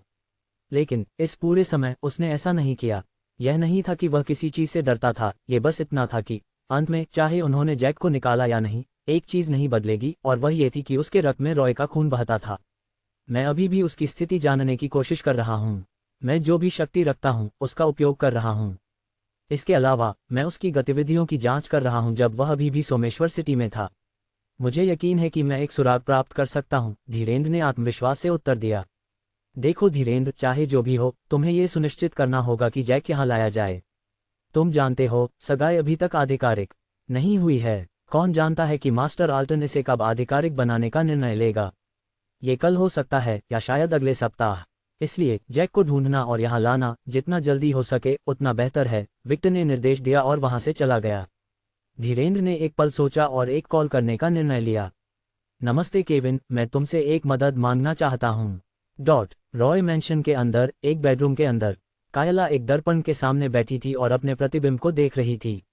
वर्तमान में वह एक वी नेक बेज ड्रेस पहने हुए थी। उसकी आंखें तेज थीं, पहले की सभी चंचलता के संकेत गायब थे। मुझे कुछ करना है ताकि यह सुनिश्चित हो सके कि जैक उस परिवार से शादी न करे। अगर वह उस महिला से शादी कर लेता है तो मुझे यकीन है कि वह अब तक उसके साथ हुई सभी चीजों का बदला लेने वाला है, उसने अपने आप से सोचा। उसने अपने नाखूनों को देखा जो साफ थे लेकिन थोड़े लंबे थे। कुछ समय तक उनके साथ खेलते हुए उसने सोचना जारी रखा, मैं सोमेश्वर सिटी नहीं जा सकती क्योंकि यह शर्त है। हालांकि ऑफ ट्रैक रेसेस केवल किसी को रेसिंग प्रतियोगिता से प्रतिबंधित करते हैं, वे निश्चित रूप से मेरी जिंदगी को कठिन बना देंगे। आखिरकार मैं रेसिंग में भाग नहीं लेती, अन्यथा शर्त तोड़ने की सजा मेरे लिए कुछ भी नहीं होगी। उसने अपने होंठों को चिढ़ाते हुए अगला कदम सोचने लगी। स्टीव ने पहले ही अपनी सजा शुरू कर दी है। चाहे वह कहीं भी जाए, ऐसा लगता है कि परेशानी उसका पीछा कर रही है। पिछले कुछ दिनों में उसकी जिंदगी आसान नहीं रही है। चूंकि मैं वहां नहीं जा सकती, मैं किसी और को भेज सकती हूँ, किसी ऐसा व्यक्ति जो जैक से निपट सके। भले ही मुझे उसे मारना पड़े ताकि यह सुनिश्चित हो सके कि वह यहाँ वापस न आए, मैं ऐसा करूंगी। शायद वह इस समय कुछ भी याद नहीं कर सकता, लेकिन जब वह अपनी माँ से संबंधित कुछ याद करेगा तो मुझे यकीन है कि यहाँ अराजकता फैल जाएगी और चीजें तब और भी खराब हो जाएंगी जब उसे एक शक्तिशाली समर्थन मिलेगा। हालांकि यह क्रूर हो सकता है, छोटे भाई, तुम्हें इस बार मुझे माफ करना होगा। मैं तुम्हें यहाँ वापस नहीं आने दे सकती और न ही मैं तुम्हें किसी बड़े परिवार से शादी करने दे सकती हूँ। अब एकमात्र समाधान ये लगता है, तुम्हें इस दुनिया से समाप्त करना। विवान को इस समय यह नहीं पता था कि उसके खिलाफ कई योजनाएं बनाई जा रही थीं। वे या तो उसे उस जगह वापस लाने के लिए थीं जहां वह सबसे ज्यादा नफरत करता था, या उसे इस दुनिया से मिटाने के लिए। और इसका कारण एक ही था, वह सगाई जो उसके और वैंडी के बीच आल्टन द्वारा योजना बनाई गई थी लेकिन वैंडी द्वारा सुझाई गई थी। अगर विवान को इसके बारे में पता होता और उसे यह पता होता कि उसे क्यों निशाना बनाया जा रहा है, तो वह निश्चित रूप से वैंडी से दूरी बनाए रखने का प्रयास करता। हालांकि उसने जानबूझकर कुछ नहीं किया, बस इतना था कि अगर वह उसके करीब होती तो वह उसकी आपदा का कारण बन जाती। शनिवार को ये सुनिश्चित करने के बाद कि उसने जो किराने की दुकानें खरीदी थीं वे सही स्थिति में थीं और शीतल के आने पर आसानी से संभाली जा सकती थीं, विवान अंततः वेंचर सिटी छोड़ने के लिए तैयार था। वह उसी जगह गया जहां वह पहले आया था जब वह गैब्रियल वार्डी के साथ यहां आया था। उसने उस आदमी को इस पूरे समय अकेला छोड़ दिया था और उसे नहीं पता था कि वह कैसे कर रहा है। एक पायलट के रूप में यह निश्चित था कि वह उड़ान का आनंद लेने वाला व्यक्ति होगा। एक ही जगह पर लगभग एक पूरे सप्ताह तक रहना उसके लिए निश्चित रूप से यातना होगी। किसी भी मामले में विवान को इस बात की चिंता नहीं थी कि गैब्रियल को आवास की कमी होगी। आखिरकार उसने पहले ही उसे 1 साल के लिए अपने पायलट के रूप में रखने के लिए आवश्यक भुगतान कर दिया था। जब वह वहां पहुंचा तो उसने पाया कि गैब्रियल पहले से ही उसका इंतजार कर रहा था। उसने उसे पहले ही सूचित कर दिया था कि वे इस दिन जा रहे हैं, और जो 20 लोग निजी सुरक्षा टीम का गठन कर चुके थे वे सुबह जल्दी निकल चुके थे। उन्होंने वहां पहुंचने के लिए कई हेलीकॉप्टरों को चार्टर किया था। जब वह अंदर गया तो उसे एको ने स्वागत किया। उसने वास्तव में इस एआई को याद किया क्योंकि उसने लगभग 4 दिनों से इसे नहीं सुना था।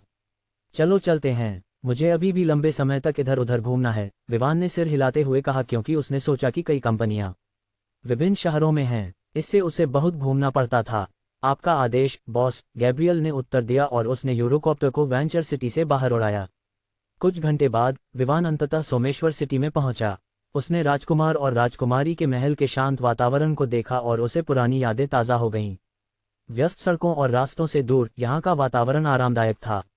वह यहाँ बिना शोर की चिंता किए रह सकता था या उस स्थिति का सामना किए बिना जो उसे गैरी से मिलने पर हुई थी। जब यूरोकॉप्टर गराज की छत पर उतरा, विवान ने गैब्रियल की ओर देखा और कहा, अगले सप्ताह हम केंद्रीय प्रांत की ओर बढ़ेंगे, लेकिन निश्चित रूप से हम यूरोकॉप्टर का उपयोग नहीं करेंगे। जब गैब्रियल ने यह सुना तो वह हैरान रह गया। उसने विवान की ओर देखा, उसके पास कहने के लिए कोई शब्द नहीं थे, क्योंकि वह सोच रहा था कि विवान वास्तव में कितना अमीर है। हालांकि वह खुद 1 अरब से अधिक की कीमत पर हायर किया गया था, वह एक पूरे वर्ष के लिए था। ये याद रखना चाहिए कि 1 अरब उसकी आय नहीं थी, बल्कि इसमें उस विमान का बीमा शामिल था जिसे वह उड़ाने वाला था, साथ ही विमान के लिए ईंधन की कीमत भी। दूसरी ओर विवान ने यूरोकॉप्टर खरीदा था जिसकी कीमत कम से कम $15 करोड़ थी। हालांकि इसे ज़्यादा नहीं कहा जा सकता, लेकिन गैब्रियल को पायलट के रूप में रखने के लिए विवान द्वारा चुकाई गई कीमत की तुलना में यह एक विमान पर खर्च की गई राशि थी। क्या हम किसी हवाई अड्डे पर विमान का उपयोग करेंगे? गैब्रियल ने एक पल बाद पूछा। तुम ऐसा कह सकते हो, लेकिन हम वेंचर सिटी में यूरोकॉप्टर के साथ पहुंचेंगे। मेरे पास वेंचर एबरोड एयरपोर्ट पर एक निजी बिजनेस जेट है जिसका एक शाखा वेंचर सिटी में है, विवान ने उत्तर दिया और हेडसेट्स हटा दिए। अब जब यूरोकॉप्टर इतनी आवाज नहीं कर रहा था, वे बिना हेडसेट का उपयोग किए स्वतंत्रता से संवाद कर सकते थे। एक निजी जेट? मुझे याद नहीं है कि मैंने ऐसा विमान कब उड़ाया था, गैब्रियल ने मुस्कुराते हुए कहा। वह ज़्यादातर हेलीकॉप्टर उड़ाता था क्योंकि वे उन लोगों द्वारा सबसे अधिक उपयोग किए जाते थे जो 1 या 2 दिन की यात्रा के लिए भुगतान करते थे। जिनके पास अपने निजी जेट होते हैं, वे अस्थायी पायलट को हायर करने की समस्या से क्यों गुजरेंगे? उनके पास अपने पेशेवर पायलट होते हैं। हालांकि विवान ने कहा कि वे निजी जेट का उपयोग करने जा रहे हैं, गैब्रियल ने इसके बारे में ज़्यादा नहीं सोचा। आखिरकार विवान के पास जो निजी जेट था वह कितना बड़ा हो सकता था? जब वे गराज से बाहर निकले, विवान ने गार्ड से मुलाकात की। उन्होंने सुना था जब यूरोकॉप्टर आया था, इसलिए कुछ गार्ड्स ने विवान का स्वागत करने के लिए आए। जब मैं यहाँ नहीं था तब यहाँ चीजें कैसी रहीं? विवान ने पूछा। कोई समस्या नहीं थी, बस कुछ लोग थे जो आपसे मिलने आए थे, गार्ड्स के नेता, जिनका नाम बॉब था, ने उत्तर दिया। जब विवान ने सुना कि कोई यहाँ उसे देखने आया था तो उसने थोड़ा माथा सिकोड़ लिया। उसके अनुसार उसे पता था कि यहाँ उसे देखने के लिए कोई नहीं आना चाहिए था।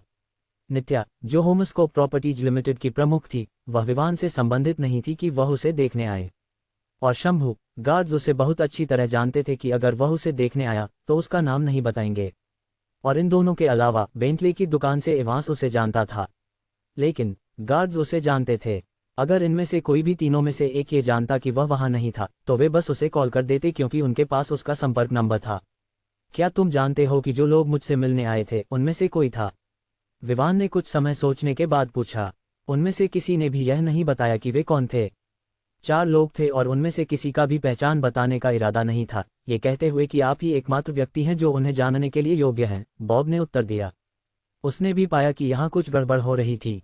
नतीजतन उसने सुरक्षा बढ़ाने का सुनिश्चित किया। वह किसी तरह इस घटना को धीरेन्द्र से जोड़ सकता था क्योंकि वह एकमात्र ऐसा था जो विवान को खोजने का इरादा रखता था। अगर बॉब ऐसा कर सकता था तो विवान भी इस घटना को धीरेन्द्र से जोड़ सकता था। अपनी आंखें संकुचित करते हुए उसने बॉब की ओर देखा और कहा, बिना मेरी पुष्टि के किसी को यहाँ आने मत दो, जब तक वह उन लोगों में से एक न हो जो पहले यहाँ आ चुके हैं। जी बॉस, बॉब ने सिर हिलाया और उन 3 गार्ड्स के साथ चला गया जिनके साथ वह आया था। विवान ने दूसरी ओर गैब्रियल का स्वागत किया, और यहाँ आने के बाद पहली बार गैब्रियल ने दृश्य की सराहना की।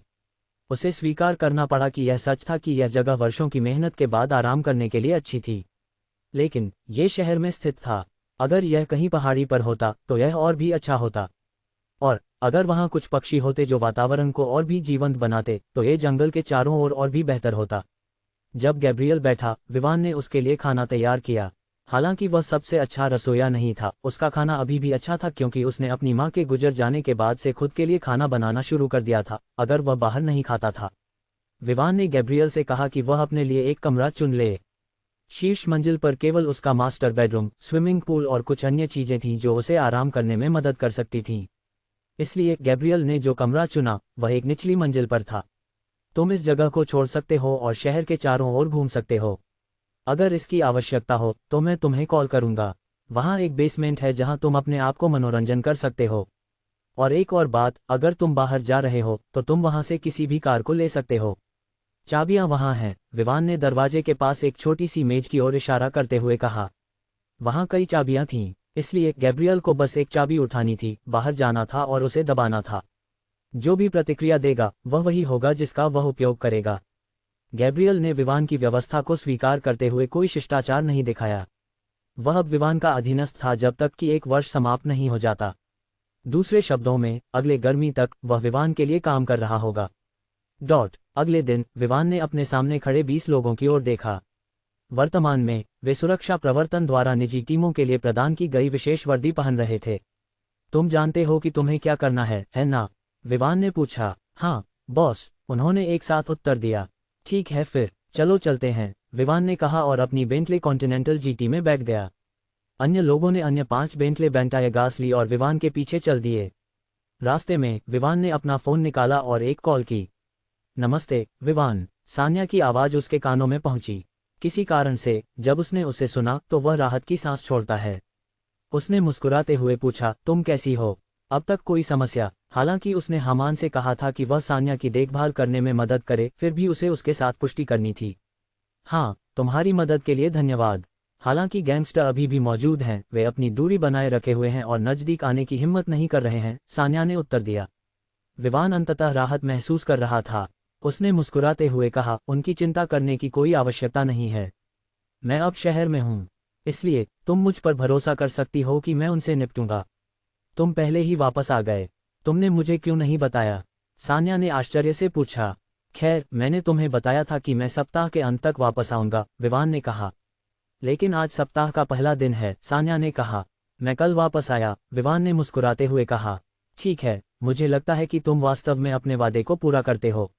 लेकिन तुम कम से कम मुझे बता सकते थे ताकि मैं तुम्हारी सुरक्षित यात्रा की शुभकामनाएं दे सकूं, सान्या ने आगे कहा। मैं अगली बार तुम्हें बताने का सुनिश्चित करूंगा, विवान ने आश्वासन दिया। ठीक है फिर, मैं उन गैंगस्टरों में से कुछ के साथ शुरू कर रही हूं जो मेरी दुकानों के लिए परेशानी पैदा कर रहे हैं, तुम्हारे पास पहुंचने से पहले, विवान ने कहा। सावधान रहना, और इसके बाद दोनों के बीच बातचीत समाप्त हो गई। Vivaan enterprise grocery department, yellow street. यहाँ की किराने की दुकान बिल्कुल अलग दिख रही थी उन गंदे इमारतों से जो इसके चारों ओर थीं। दुकान के सामने और किनारे अच्छी तरह से साफ थे, जो उन लोगों के लिए आवश्यक उच्च स्वच्छता को बनाए रखता था जो उपभोक्ताओं के साथ काम करते थे। वर्तमान में ग्राहकों के दुकान में प्रवेश करने और बाहर निकलने के सामान्य व्यस्त दृश्य के बजाय दुकान के चारों ओर का क्षेत्र पूरी तरह से सुनसान था। केवल कुछ हरे वर्दी में लोग दुकान के सामने खड़े थे, बेबस दिख रहे थे। ये वे स्टाफ सदस्य थे जिन्हें नित्या ने हायर किया था। वे इस जगह पर अच्छी तरह से काम कर रहे थे, लेकिन चीजें अचानक खराब हो गईं जब गैंगस्टरों ने उनके लिए परेशानी पैदा करना शुरू कर दिया। उन्होंने किसी भी ग्राहक को धमकी दी और भगा दिया जो दुकान में किराने का सामान खरीदने की हिम्मत करता था। येलो स्ट्रीट में एक प्रसिद्ध गैंग, जर्क्स ब्रदर्स गैंग की बुरी प्रतिष्ठा थी और यहाँ के अधिकांश निवासियों द्वारा डराया जाता था। इसलिए जब उन्होंने कहा कि कोई भी किराने की दुकान में कुछ खरीदने की अनुमति नहीं है, तो कोई भी आगे आने की हिम्मत नहीं कर सका। और यह सुनिश्चित करने के लिए कि कोई भी उनकी अवज्ञा न करे, उन्होंने यहाँ कुछ गैंगस्टरों को तैनात किया था ताकि निगरानी रख सकें। इस समय शंभू इस दुकान पर आया। वह डिलीवरी का प्रभारी था और नतीजतन वह ऐसा व्यक्ति नहीं था जो एक ही जगह पर रहता। जब उसने बेंटले बेंटायगा एसयूवी को दुकान के पार्किंग लॉट में चलाया तो उसने दुकान की सुनसान स्थिति को देखकर सिर हिलाया। हालांकि वह जानता था कि इसके पीछे कौन है और इससे निपट सकता था, बस इतना था कि जिस अवधि में उसने इस्माइल के साथ शर्त बनाई थी वह समाप्त नहीं हुई थी। नतीजतन वह अपने परिवार के प्रभाव का उपयोग उन्हें दबाने के लिए नहीं कर सकता था। जैसे ही वह कार से बाहर निकला, उसने देखा कि कुछ टैटू वाले पुरुष उसके पास स्टील की छड़ें, पाइप और बेसबॉल बैट लेकर आ रहे हैं। उसे यह पूछने की कोई आवश्यकता नहीं थी कि वे यहाँ क्यों हैं, क्योंकि वह जानता था कि वे वही हैं जो यहाँ परेशानी पैदा कर रहे हैं। बच्चे, क्या तुम दुकान के प्रभारी हो? एक गंजे सिर वाला आदमी आगे बढ़ा और पूछा। इसमें क्या गलत है? तुम यहाँ परेशानी पैदा करना बंद करो, नहीं तो तुम्हारे लिए यह अच्छा नहीं होगा, शंभू ने उसे गुस्से से देखते हुए कहा। गंजा सिर शंभू की धमकी को ज्यादा महत्व नहीं देता। उसने अपनी स्टील की छड़ से कार को ठोका और कहा, विवान एंटरप्राइज, हाँ, यह कोई अच्छा नाम नहीं है। मैं बता सकता हूँ कि यह व्यक्ति सोमेश्वर सिटी में नया है, इसलिए यह स्पष्ट है कि उसके पास यहाँ ज्यादा प्रभाव नहीं है। उसने शंभू की गुस्से भरी नजरों की अनदेखी करते हुए कहा, तो मैं तुम्हें एक अच्छी सलाह देना चाहता हूँ, तुम अपनी दुकान बंद कर दो। अन्यथा जब तक दुकान के अंदर सब कुछ खराब नहीं हो जाता या ताज़ा नहीं रहता, तुम बड़े नुकसान में पड़ोगे। किसी भी मामले में हम इस जगह से तब तक नहीं जाएंगे जब तक ये दुकान बंद नहीं हो जाती। शंभू जवाब देना चाहता था, लेकिन ऐसा लगता था कि उसे इसकी आवश्यकता नहीं थी।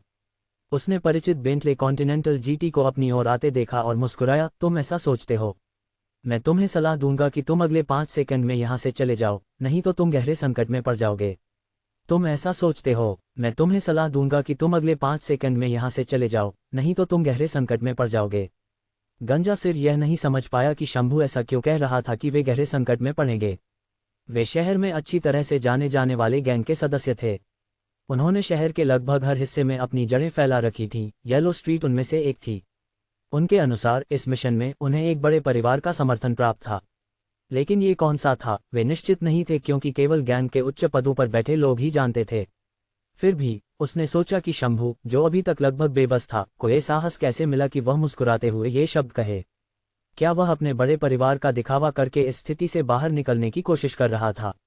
जितना अधिक गंजा सिर और उसके साथ आए अन्य लोग इस पर विचार करते रहे, उन्हें ये सच लगा कि शंभू शायद उन्हें धमकाने की कोशिश कर रहा है। गंजा सिर शंभू पर हंसते हुए बोला, हे, मैं देखना चाहूंगा कि तुम किस तरह के संकट की बात कर रहे हो। क्या तुम सोचते हो कि तुम हमें ऐसे चालाकियों से डरा सकते हो? हम जर्क्स ब्रदर्स गैंग के सदस्य हैं और केवल कुछ चीजें हैं जो हमें पीछे हटने पर मजबूर कर सकती हैं। शंभू की मुस्कान और भी चौड़ी हो गई जब उसने कहा, तो मुझे लगता है कि वह तुम्हें पीछे हटने पर मजबूर करेगा, है ना? जैसे ही उसने ये शब्द कहे, उसने बेंटले की ओर इशारा किया जो आ रही थी। गंजा सिर और अन्य लोग मुड़कर उस बेंटले की ओर देखने लगे जो उनकी ओर आ रही थी। जिस तरह से वह आ रही थी, वे पहले से ही बता सकते थे कि उसकी कीमत कम से कम 1 करोड़ रुपये थी। लेकिन फिर भी, अगर उस व्यक्ति के पास 1 करोड़ रुपये की कार है, तो इससे क्या फर्क पड़ता है? उनके नज़र में ये कुछ भी नहीं था, क्योंकि उन्हें उस व्यक्ति का समर्थन प्राप्त था जिसने उन्हें यह मिशन दिया था। एक अकेला व्यक्ति नहीं, उसके शब्द रुक गए, क्योंकि बेंटले कॉन्टिनेंटल जीटी के पीछे 5 बेंटले बेंटाएगा एसयूवी आ रही थीं।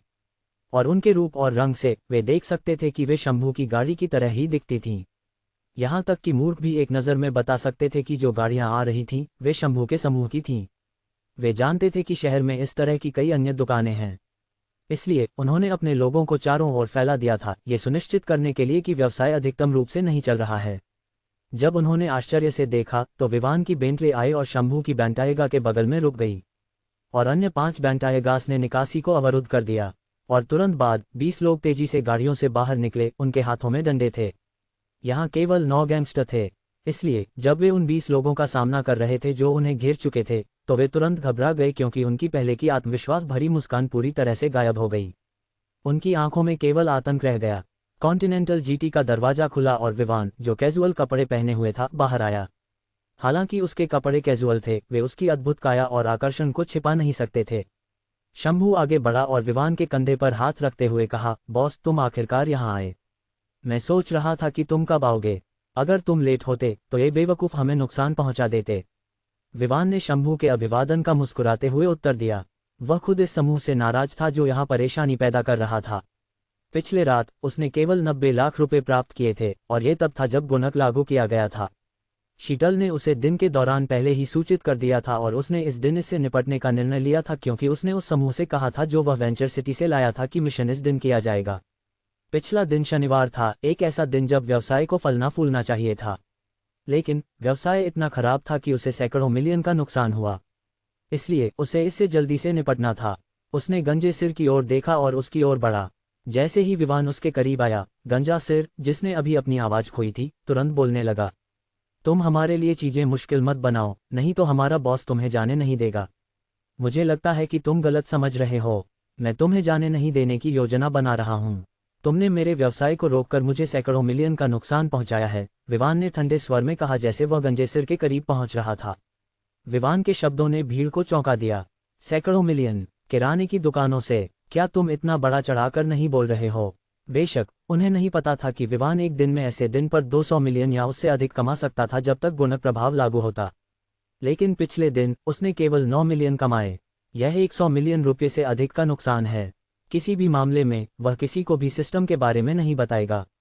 लेकिन उन्हें कम से कम ये जानना चाहिए कि उन्होंने उसे बड़ा नुकसान पहुंचाया है और उन्हें इसके लिए कीमत चुकानी होगी। तुम हमें नहीं छोड़ोगे। क्या तुम जानते हो कि हमारा बॉस कौन है? गंजा सिर धमकी देते हुए बोला। मैं उसे नहीं जानता, लेकिन मैं उसे जानना चाहूंगा। और क्या तुम मुझे जानते हो? विवान ने अपने होठों पर ठंडी मुस्कान के साथ पूछा। हे, गंजा सिर स्पष्ट रूप से यह उम्मीद नहीं कर रहा था कि विवान उसकी धमकी से डरने वाला नहीं था। और वह सही था, वे भी विवान को नहीं जानते थे और न ही उनकी क्षमताओं को जानते थे। लेकिन किसी भी मामले में वह बस शहर का एक नया व्यक्ति था। एक ड्रैगन अपने ही घर में एक सांप को नहीं हरा सकता, है ना? इस बारे में सोचते हुए गंजासिर ने अपनी स्टील की छड़ विवान की ओर इशारा करते हुए कहा, इससे कोई फर्क नहीं पड़ता कि तुम कौन हो, लेकिन अंत में मैं ये सुनिश्चित कर सकता हूं कि तुम हम पर हमला करके इससे भी बड़े संकट में पड़ जाओगे। मैं उस संकट को देखना चाहूंगा, विवान ने कहा और फिर हाथ हिलाते हुए कहा, उन्हें इतना पीटो कि वे चल न सकें। बस ये सुनिश्चित करो कि उनकी हड्डियां न टूटें। विवान के आदेश के साथ पीएसटी के 20 सदस्यों ने अपनी चाल चलना शुरू कर दिया। वे सभी प्रशिक्षित थे, भले ही ये केवल थोड़े समय के लिए हो, इसलिए उनकी हरकतें तेज और निर्णायक थीं। दूसरी ओर संख्या में कमी के अलावा गैंगस्टर केवल एक समूह थे जो कमजोरों को दबाते थे जबकि मजबूत से डरते थे। वे मुख्य रूप से अपनी संख्या पर निर्भर करते थे ताकि दूसरों को दबा सकें और न कि अपनी क्षमताओं पर। इसलिए उन्हें जल्दी ही पीटा गया। बैटनों के इलेक्ट्रिक कट के साथ कुछ मिनटों की पिटाई के बाद वे निष्क्रिय हो गए। जो लोग ये दृश्य देख रहे थे वे इस दृश्य को देखकर हैरान और उत्साहित थे। कोई भी इन गुंडों को पसंद नहीं करता था क्योंकि उन्होंने सड़कों पर उनकी जिंदगी को कठिन बना दिया था। इसलिए जब उन्होंने देखा कि कोई उनके खिलाफ जा रहा है तो वे खुश हो गए। गैंगस्टरों की पिटाई की आवाज़ें दर्शकों के लिए संगीत की तरह थीं। जब उन्होंने देखा कि उन्हें अच्छी तरह से पीटा गया है, विवान एक कदम आगे बढ़ा और 20 को रुकने का इशारा किया। वह झुककर गंजे सिर को एक मजेदार अभिव्यक्ति के साथ देख रहा था। तुम्हारी पिटाई हो गई है, लेकिन मैं उस संकट को नहीं देख पा रहा हूं जिसकी तुम बात कर रहे थे, विवान ने कहा। गंजा सिर जमीन पर कराह रहा था। हालांकि उनकी हड्डियां नहीं टूटी थीं, लेकिन किसने कहा कि उनकी उंगलियां नहीं निकल सकतीं? इसलिए इस समय वे जो दर्द सहन कर रहे थे वह तीव्र था। विवान ने सिर हिलाया और गंजे सिर की जेब की तलाशी ली और एक फ़ोन निकाला। आश्चर्य की बात यह थी कि यह स्मार्टफोन नहीं था, यह एक बटन वाला फ़ोन था। उसने सिर हिलाया और फ़ोन में मौजूद संपर्क सूची को स्क्रॉल किया, और थोड़ी देर बाद उसने एक संपर्क पाया जो बताता था कि यह व्यक्ति एक गैंगस्टर था। इसे बड़े भाई 3 के रूप में सेव किया गया था। जर्क्स ब्रदर्स गैंग के नाम से जाने जाने वाले गैंग के साथ विवान पहले से ही बता सकता था कि गैंग के शीर्ष गैंगस्टरों में कई भाई हो सकते हैं। उसने कॉल की, गंजे सिर की कराहों और चिल्लाने की अनदेखी करते हुए। क्या हुआ गंजे, क्या उन्होंने दुकान बंद कर दी? एक गहरी और मोटी आवाज़ सुनाई दी। दुकान बंद करने की क्या बात है? मुझे तुमसे कुछ चर्चा करनी है।